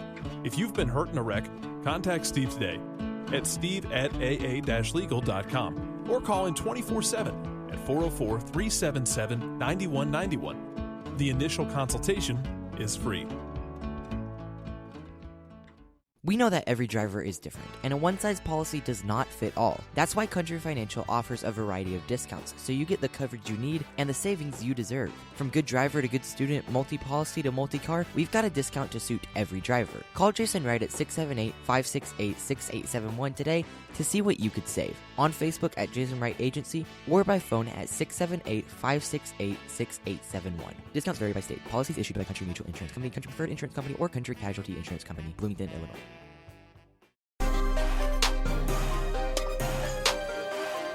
Welcome back. Soccer Down here, September 6th edition of the show. Friday flashback. So if you have some favorite memories from the U.S.-Mexico rivalry, please send them our way on Twitter at Soccer Down here. You got questions, you got comments, we'll take those as well. Tweet them at us to join the conversation. I got to bring this up because I was hitting every alarm bell I could yesterday when it was announced that Diego Maradona will be returning to the touchline yes. in the Argentine Superliga with Gimnasia. It's the first time Maradona will be active in any capacity in the Argentine league in, I want to say, 20 to 25 years. He coached a little bit in Argentina, and I'm talking like a very small handful of matches with a small club, Mandiu, and then Racing in 1995. He played for Boca off and on from 95 to 97 after that stint with Racing. That's it. He hasn't been back to work in Argentina since. He managed the national team, but in the league, he hasn't worked in any capacity since 97. He's returning with Gimnasia, and he will be on the touchline, I think, as they play Racing in not this weekend, but next weekend as they take the weekend off for the international break. I'm going to read this quote from the director, Asif Kapadia, who wrote or who did the Diego Maradona movie that will be on HBO starting October 1st, I believe. He said, wherever he goes, he'll go there with great hope. He'll do something amazing. Everyone will love him, but then it will go sour. Because that's kind of what it happens. So, get ready for the roller coaster ride of Diego Maradona managing in Argentina with Gimnasia. Who knows how long it will actually last? Well, and if it's not a blatant promo to pick up Fanatis, who did amazing things social media-wise the second that it happened. Yeah, when I'm getting push notifications from Fanatis about Maradona being hired, that's pretty cool. Props to Fanatis. They have earned their money from me this month. Yeah, and I'm probably going to end up having to purchase Fanatis myself. Yeah, I mean, you have to for that game. You have to for Gimnasia games now. They go into the must-watch category for me because who knows what Diego's going to do on the touchline. And if he gives interviews like he did at Dorados, where they ask him a question about the game, and it's just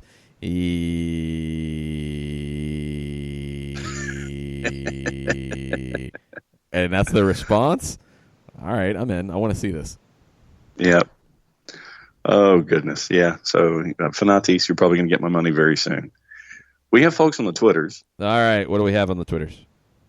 Matt Wagner. At Doug Robertson AJC released an article on his thoughts about which players may not return next season. What are your thoughts on what our D would look like next year if we sell Miles, LGP, or both, and what secondary impacts would happen if LGP, the team dad, leaves? I don't think you're selling both Miles and LGP in the same season, first off. I see no way that happens. I don't see any way Miles is going anywhere after this season.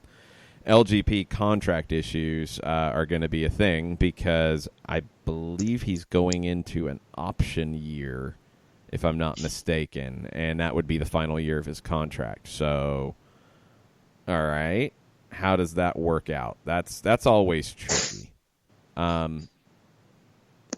Robinson, I don't see any chance he goes anywhere because I think there is more money to be made from a Miles Robinson transfer when he is eligible to go to England. And he's going to have to get some national team appearances to be able to qualify for a work permit to do that. So I think you're looking at least another year for Robinson. The bigger picture about if it's LGP who's not back in 2020 and what that looks like from a leadership perspective, that's a good question because, I mean, you could be looking at a scenario where, Parkhurst, Lorenowitz, and LGP are not back in 2020, and that's a bit of a leadership vacuum. Would expect Brad Gazan to be back, and he has taken up more of a leadership role, especially organizing the defense this year, so that would continue. You'd be looking at a back line that could be very young with George Bello, with Miles Robinson, with another center back. I think they'd probably go look out in the market, or you're going to play Franco Escobar as a center back full-time if you go to 4 in the back, and I'm not sure if Franco's ready to play as a center back with 4. If you stick with 3 center backs, okay, you can play Franco, you can play Miles. I think you're still looking for another veteran, because it's way too early to throw a George Campbell into that spot starting day one straight away. That feels like a rush. So I think you're looking to replace LGP with a veteran if he goes. And we're playing a lot of what-ifs right now. Make sure that is very, very clear. This is all speculation on what could happen if things get weird in the offseason with contracts not being able to be renewed, salary cap issues, all of those things. I think if that happens, 1, you're not going to have them both go the same season. 2, you're going to look to get a veteran, and I think you're going to look to get a veteran, probably 30 to 30-plus years old, because you have Campbell, who's signing a homegrown deal. You have potentially, and this is going to be a little bit of the evaluation the rest of this year, Garrison Tubbs. Is he ready to sign a homegrown deal in the next year? Potentially. And that's why he's getting a lot of minutes in USL Championship right now. You have Kendall Edwards, who is going to NC State for the fall. He played a lot of minutes last year in USL Championship. Had some injuries that were bad timing this year, and that's why he didn't get as much time. But he's a player that I could see signing a homegrown deal. I just don't know if it's now or if he stays in college and gets that time there. There's a lot of questions in that regard as to, okay, what does the center back crop look like coming through? It looks pretty good. So are you going to go sign a 25-year-old, 26-year-old in the prime of their career if you have a hole?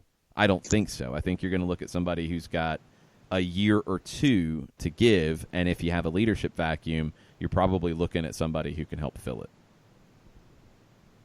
Along those same lines, and you mentioned Michael Parkhurst, Percy Herrera says, with all that in mind, would Parkey be better suited as a coach next season?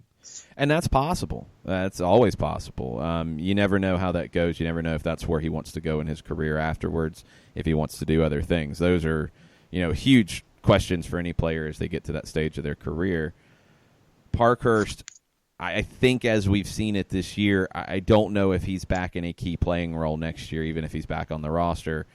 Does he become part of the coaching staff? Possibly. I think probably, though, it would take a little bit of time working in the academy before they become a first-team coach. That's a hard jump, and it does happen, and we've seen it in this league before. But that's a big jump. I think getting some coaching experience would probably be the better route first, and that might be in the academy. Tafka says it's really important for Miles to play tonight. My 10-year-old nephew, who's new to what all is entailed with pro and national team soccer, will be watching with me and needs this to understand how players can play for Atlanta and also for their country. Tafka, you might want to at Greg Berhalter then, because there are New York Red Bulls fans would want to see this, and young New York Red Bulls fans would want to see it, why it's important for Aaron Long to play tonight. So, I'm just saying. I don't think he does tonight unless there's an injury, unless something happens. I think Brooks is, according to Doug McIntyre of Yahoo Sports, Brooks will be going back to Germany after the match. That'll open up a spot. I think Robinson plays against Uruguay. You never know what can happen in a match, though. If things get weird, if there's a red card, if there's an injury, Robinson could come in. I just don't think he starts. I think it's Long and Brooks who get the game together because I think that's the first choice pairing at the moment. Doesn't mean that Robinson can't change that very quickly with performances, but I think it's Long and Brooks until, otherwise noted. And Brooks, with him going away after this game back to Wolfsburg, I think it's going to be Robinson who replaces him on Tuesday.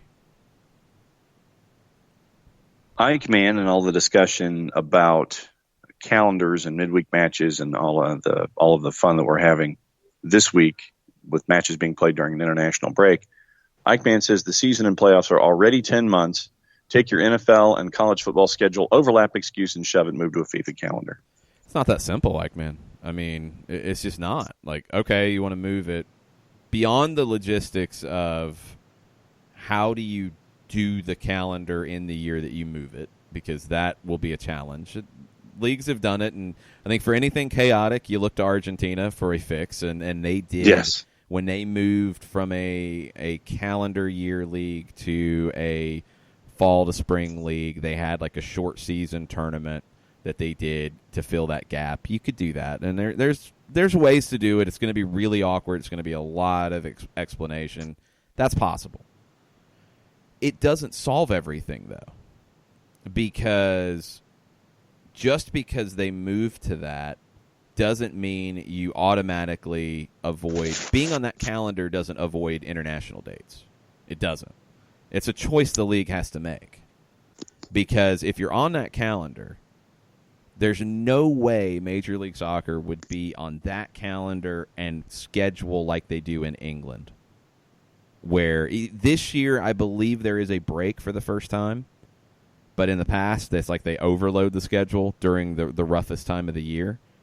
Yeah. You're not going to do that here. You're going to have to take second week of December, maybe the third week. You might be able to get to mid-December.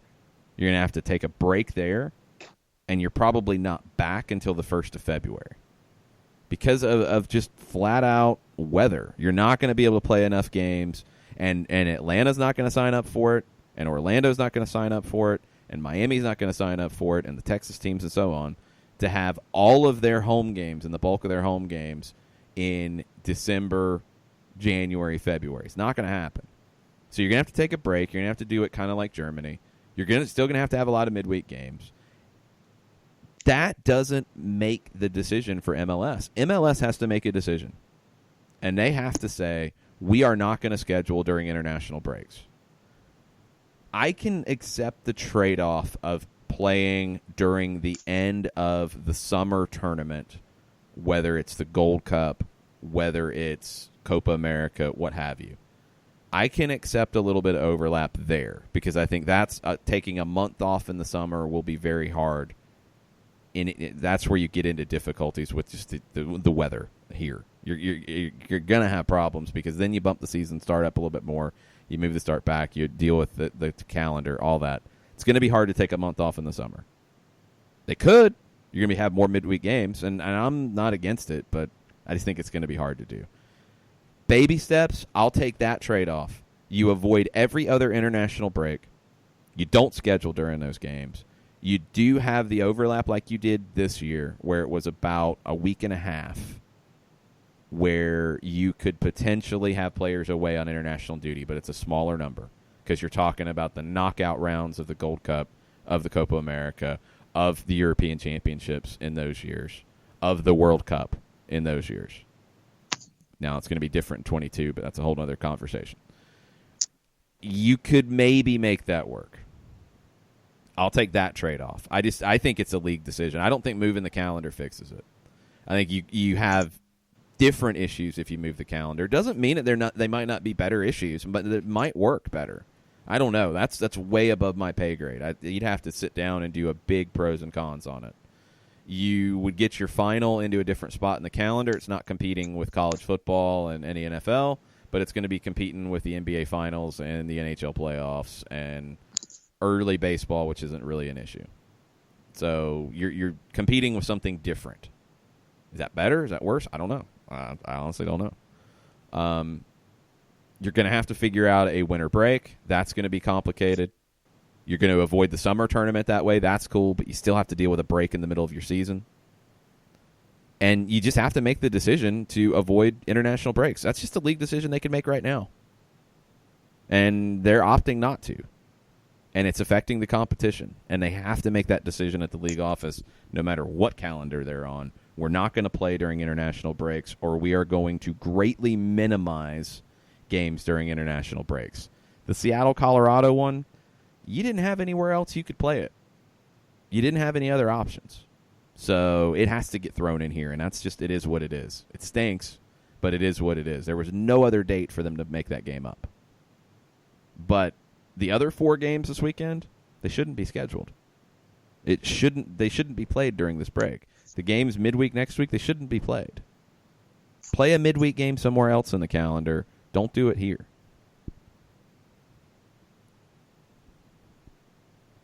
Robin, after looking at what Tafka wrote about Miles Robinson, says that she had to explain to her boss recently about that whole thing. He knew who Messi was, but didn't know he played for anyone other than Argentina. I mean, I don't know what to say because it's just, it is what it is. I mean, people who are Barcelona fans wouldn't really care about that at all. That's the flip side of it. If you're not following the game and all you know about the game is the World Cup, then sure, then you don't know the club game. You know, Atlanta United fans have the complete and utter flip side where they have to get used to the fact that it's a good thing for players to go on international duty and represent their country. So that's the complete opposite. Lewis Martin chimes in this morning. Article on ESPN.com about Giroud. Olivier Giroud is open to an MLS move down the road. Lewis Martin says, I know that special players can still contribute in MLS in their mid to upper 30s, but I sure hope that this is not the future of MLS. It's not the present of MLS, though. I mean, that's I've had this conversation with people lately. Like, it's not happening on a regular basis anymore. Look at the signings that are happening around the league. They're young. Do you still get some veterans signed? Sure. Absolutely. And that's smart. If you are a team, let's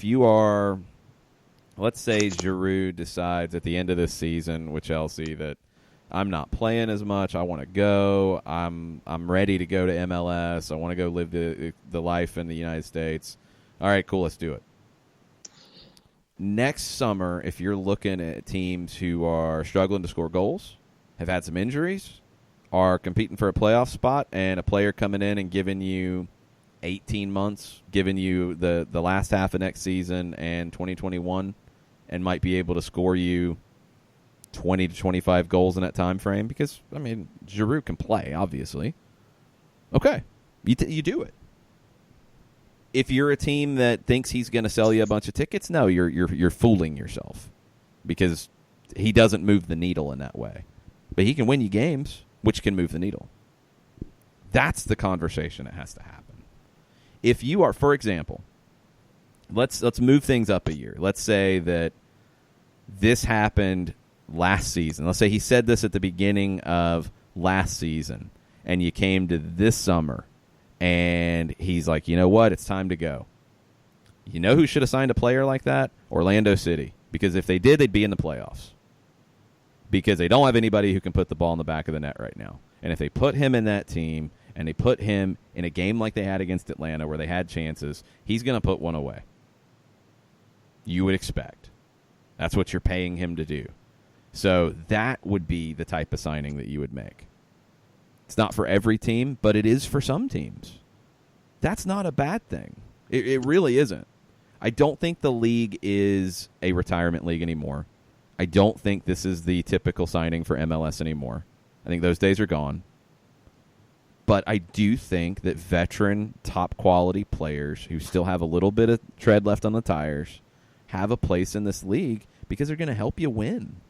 They can, in the right situation. We talked about Atlanta. If LGP leaves and if Parkhurst isn't back and you have a leadership gap in the back line, but you feel like, you know what, George Campbell could be a starter very soon.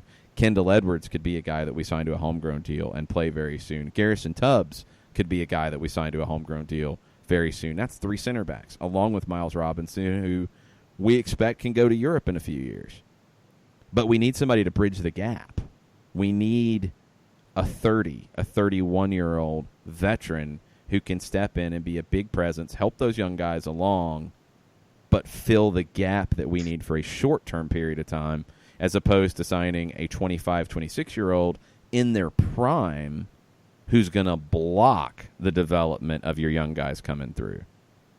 So from the Atlanta side, a veteran center back, if those things fall into place, could be really useful. So I don't think you rule it out just based off age, but every situation's different, and I don't think it is the typical signing anymore in this league. We're caught up on Twitter, but Jared Smith did send the new Joe Prince Wright article at NBCSports.com about Mexico and the U.S. And the money quote that JPW is turning, promoting the article, from Tata Martino on El Tri being ahead of the men's national team. Quote, "Our players are competing in leagues that are better than the U.S. players, and the Mexican league is above MLS." End quote. Joe Prince Wright asks the question, is he right?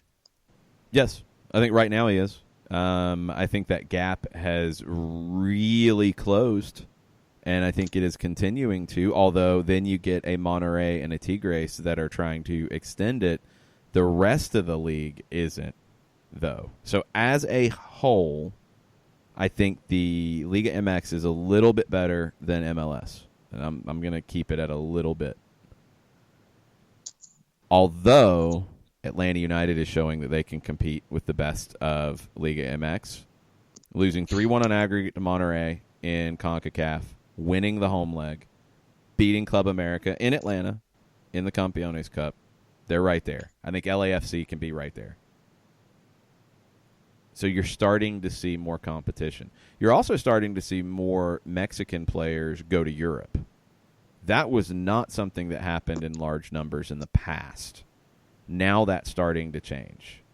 And when you're getting players like Chucky Lozano at Napoli, you're getting Raul Jimenez lighting it up with Wolves in the Premier League.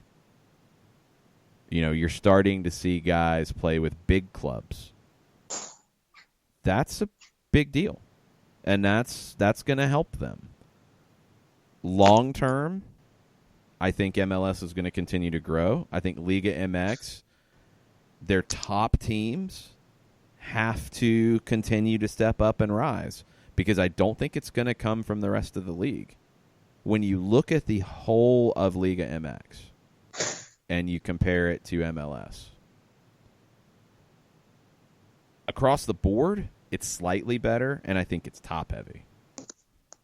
MLS has more balance, but the top doesn't stretch away from the league like it does in Mexico.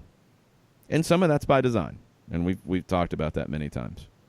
So I'm pulling up the estimated values of the rosters just to show you the quality in the league. And this is updated for moves that have been made, through the recent windows. Atlanta United right now is the roster with the highest value in MLS at $63.9 million. And this is according to Transfermarkt, and it's estimated market values of players. It's definitely not, the Bible of it. So $63.9 million for Atlanta United. Total market value of their roster. That's the top of MLS by a large margin. Next is LAFC at $43.86. Okay? That 63.9 would put Atlanta fifth in Liga MX, behind Monterrey at 95.87, Tigres at 85.39, Cruz Azul at 73.76, and Club America at 71.31, getting in that ballpark. They'd be ahead of Pachuca, Santos Laguna, León, Chivas.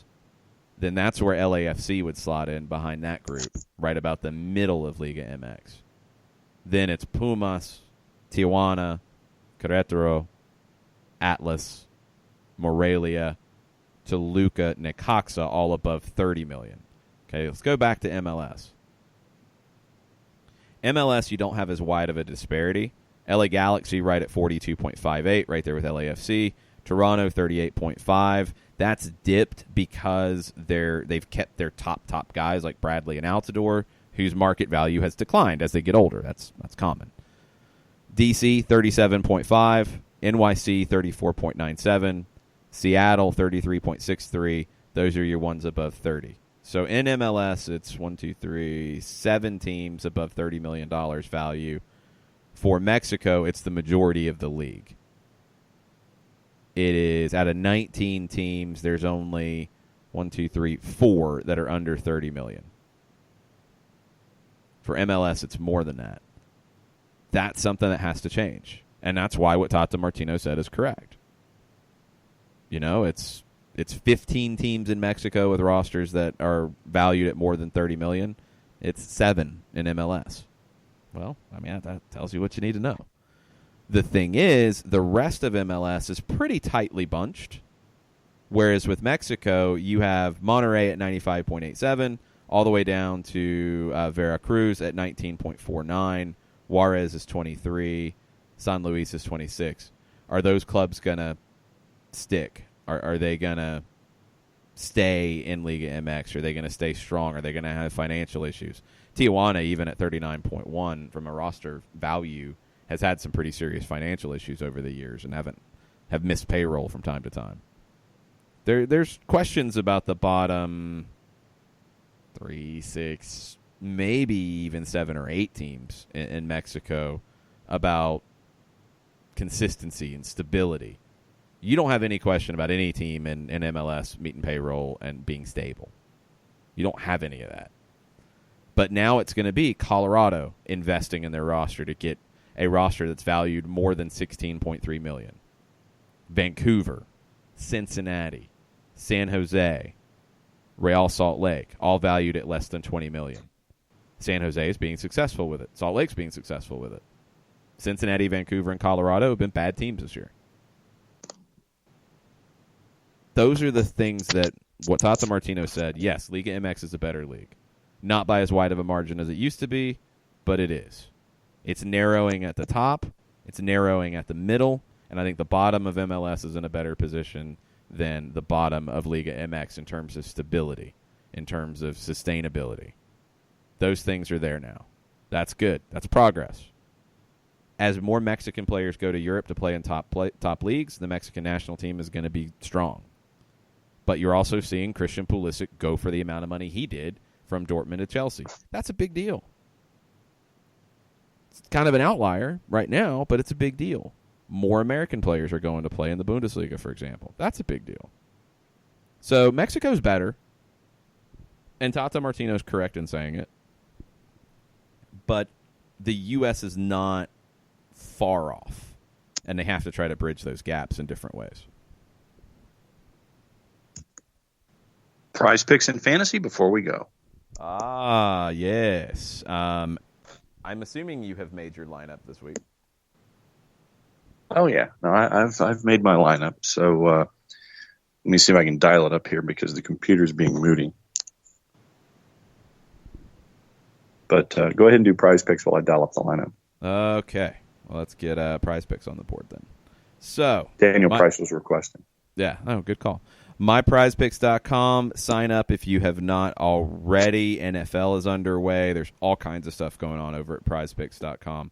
You can download the app for Android, for iOS. When you sign up, when you make your deposit initially, use the code SDH. You're going to get 25% of that deposit matched. You're going to get a free 2-pick play for $25. If you get half of that right, you're going to get a bigger chunk back than you normally would. They want to get you in the game and on the board, and they also throw a lot of specials at you. So make sure you're following Prize Picks on Twitter to stay up to date. All right, let's look at MLS. Let's look at the board. It's a weird board because it's a weird weekend. Eber, you can go and write it off. He's not playing. Maxi Morales, 5. Carlos Heel, 4. Okay, that's it for that game. I feel like somebody's got to step up and replace some of Eber's production. I like Morales at 5. I like the over there. I always like the over on Carlos Eel at 4. So those two already jump out at me. Toronto, Cincinnati. You get Pozuelo at 6.5. That's the only one on the board. Maybe. Orlando, LAFC. Nani on the board at 4.5. Diego Rossi on the board at 5.5. If you think LAFC is going to win, Diego Rossi is going to have to be the guy that you're looking at along with Diamande. So if you like LAFC in that game, I think you're going to like the over on Rossi. I kind of like the over for Nani because I think LAFC is not going to be the same with their absences. Seattle, Colorado, you've got Raul Ruidiaz at 9. That feels high to me because I think Seattle's really going to struggle to just put pieces together. Portland, Kansas City, Felipe Gutierrez is here. He's not playing, so skip that one. Diego Valeri, 6. It really depends on how you feel about Portland in this game. I think they're going to produce. I think they're going to struggle to get a win, but I think they're going to produce goals. Valeri at 6 is a pretty good number if you like Portland here. So for me, I am over on Maxi Morales, over on Heel, over on Nani, and I might stick there. I might not take Rossi or Valeri or Pozuelo. All those are just a little worrisome for me. All right. Fantasy team is dialed up. And if you want to pair it up with an esports pick, I like Trix Tank. There you go. Trix because Tank. No one what? No one takes Trix Tank for granted when it comes to esports. We'll see if Splice does.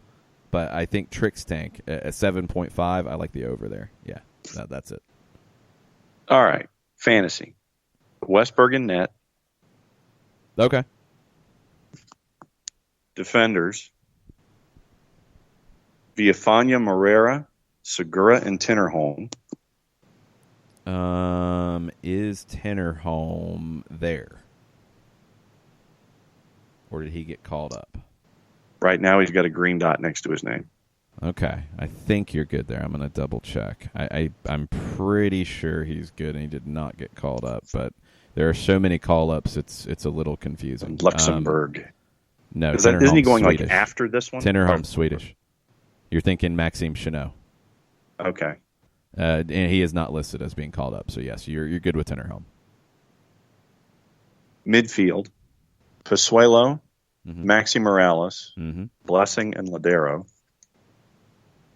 Ladero, is he good with all of the Seattle call-ups? He's got a green dot next to his name to start. Okay, let me double check it. I don't think he got called up to Uruguay this time. Yeah, he is not listed. Also, Raul Ruidiaz is on the board for prize picks. He is not going to be there, so don't pick him. And then up top, I have Dio and a captain, Brian Fernandez. Yeah, that's about as good as you can be this time around. I mean, I can't think of any that are a big concern. It's risky to go on the Orlando side, even though they're at home with LAFC. I do like their defense. Like Janssen would be one that I would consider. Toronto against Cincinnati, it's easy to load up on Reds there. Portland, attacking pieces, I like. So Brian Fernandez is a good one. I wouldn't touch Colorado and Seattle because I have no idea what's going to happen there. So there you go. Still valiantly holding on in my upper third in the league. Not too shabby. Let's get the fantasy league update real quick from our buddy Jason Wright, the commissioner. Jason Wright, AGEN on Twitter, Jason Wright Agency on Facebook. Open League top points for last week. Check yourself, 102. For whom the bellow tolls. Don't var me, bro, 101. Or is it don't bar me, bro? I think it was a don't misspelling. Bar me, bro. It was a misspelling by the commish. I'll send that to the assistant commissioner for double checking. Spell check. Yes, don't. Well, bar, it would follow on spell check. It wouldn't help you there. Don't var me, bro, and for whom the bellow tolls 101. FC Apogee 101 as well. Open League standings. 2-point lead for Check Yourself over Don't Var Me, Bro. And then For Whom the Bellow Tolls, 40 points back in third. Pro Rel League, don't var me, bro. 11-0-0. Perfect 33 points. 9-1-1 Camden Attitude, Black Hall Bombers, Black Star FC. Matches this week in the Pro Rel League. Darren Neal's Dream Team, number 10 in the league, versus the Black Hall Bombers at third. And the soccer-specific fantasy team, 8th place against Camden Attitude, 2nd place. Jason Wright, AGEN on Twitter. Jason Wright Agency on Facebook. What you said. That's what I think said. that's a show. Yeah, that's what I said. Yeah. What you said. Yeah, I guess it is a show. There's a lot of stuff going on this weekend. Let me hit it one more time for you. Tonight, John's talking college football, high school football, maybe some college football too. You might. Yeah, it could happen. Yeah. You're Noonan talking and Alexander, recruiting. 720 Facebook Live. There's probably some recruiting things that'll be discussed at some point. Cruton, yes. Yeah, it always does. Isn't there a new scoreboard that you're Yes. involved in unveiling? That is the unveiling tonight, and they've been working overtime to make sure that it functions when we arrive at Drake Stadium. Ooh, I hope it functions. Are you gonna like pull the cord to have the big blanket that's covering it to like have that come That'd be down? kind of cool. I will check do you with get Chip to plug Walker to it see if in? I can do that. Do you get See to now, plug like it I in? said, I'll check with Chip Walker to see if I get to do one of those two things. All right, and make sure there is lots of video of that happening. Yes. I'll be over at Emory University. Oglethorpe and Emory renew their rivalry, one of the oldest rivalries in the South in college soccer. You'll be able to watch it on both Emory and Oglethorpe's sites. If you want our call, we'll be on the Oglethorpe side. Myself and Jessica Sharman on the call for you this evening, starting at 7 o'clock. Tomorrow morning, North DeKalb Mall, ATL Soccer Con, 4th annual edition. Brittany Arnold is hosting. I'll be talking to John Aiken, Oglethorpe's coach, and FC Brookhaven executive director about pathways for youth soccer development. I'll also be talking to Matthew Delaria from Georgia Soccer about the state association's role in the growth of the game across the state, not even just the metro Atlanta area, but the whole Magilla. Jeff Lorenowitz will be hanging out, signing autographs, taking pictures. I don't think he'll have his sign about looking for beer because he could walk over to the beer garden presented by Tucker Brewing. It's in conjunction with a Atlanta Contact Point, and you will have people who are displaying their USA jersey collection, which is almost 100% complete. I think in the modern era it is complete. I think it's probably some of the older ones that they don't have. But that'll be on display. Rare scarves will be on display. People trade at these events too, so Yes. you might want to be prepared to be wheeling and dealing. If you have any surplus scarves that you might want to sit there and try to add to your collection, then bring your scarves. Yes. And there will be a raffle for all kinds of things. Wear your favorite jersey, as obscure as possible, because I think you get extra raffle tickets if you do that. Ooh, okay. So, if you are looking for more information, go to atlsoccercon.com. You can get your tickets there in advance, and it is definitely going to be a fun late morning, early afternoon for us there. Not going to stay till the end because we got to get to Kennesaw because we've got Atlanta United 2 tomorrow evening with the Ottawa Fury. Yes. And what's it going to be? Time to play spoiler. Little action at the Fraction. Yes, it is. It's going to be some of that at the Fraction. Yes. Tomorrow night. It's going to be on ESPN Plus if you can't join us. It is Hispanic Heritage Night. There will be fireworks. It will be a fun time. Yes. It'll be a fun time in Kennesaw, Georgia. So come out and join us if you can. If not, watch us on ESPN Plus. Sunday, got another Oglethorpe match, 6 o'clock, from campus in Brookhaven. So if you're looking for a game to come out to watch, you can come out tonight at Emory or come out Sunday at Oglethorpe and watch a really good style of soccer. That's why I love doing these games. John Aiken, the coach, has been there for a long time, committed to playing the game in a very entertaining way. They don't play a typical college game. I've been really impressed with that. It's a cultured style, and it's all about possession. It's all about wanting to create chances, and he's incorporating a lot of freshmen this year as well. So looking forward to seeing the season truly get underway for Oglethorpe. The Stormy Petrels. Stormy Petrels. Yes. It's going to be fun to hear you and Jess on the call. It's going to be a very busy weekend on a bunch of different fronts. Even if Atlanta United is not playing, you got the twos, you got college, you got stuff. That's you got the bottom line. Mexico, you got all kinds of things happening. So get buckled in. Make sure you've got your fridge ready to go with your drinks, your snacks, your options. Make sure you've got all your notifications on your phone on when to watch, when to go, when to be where, all of the things that are happening this weekend. I'm going to go take a break for a while, and I'm going to drink some tea before I head over to Emory. And John's going to figure out if he can plug in a scoreboard tonight. And it'll be good times all the way across the board. And we'll be back on Monday to talk about all of the chaos from the weekend that was. So, yes. With that said, mucha plata, y'all. Mucha plug in, y'all.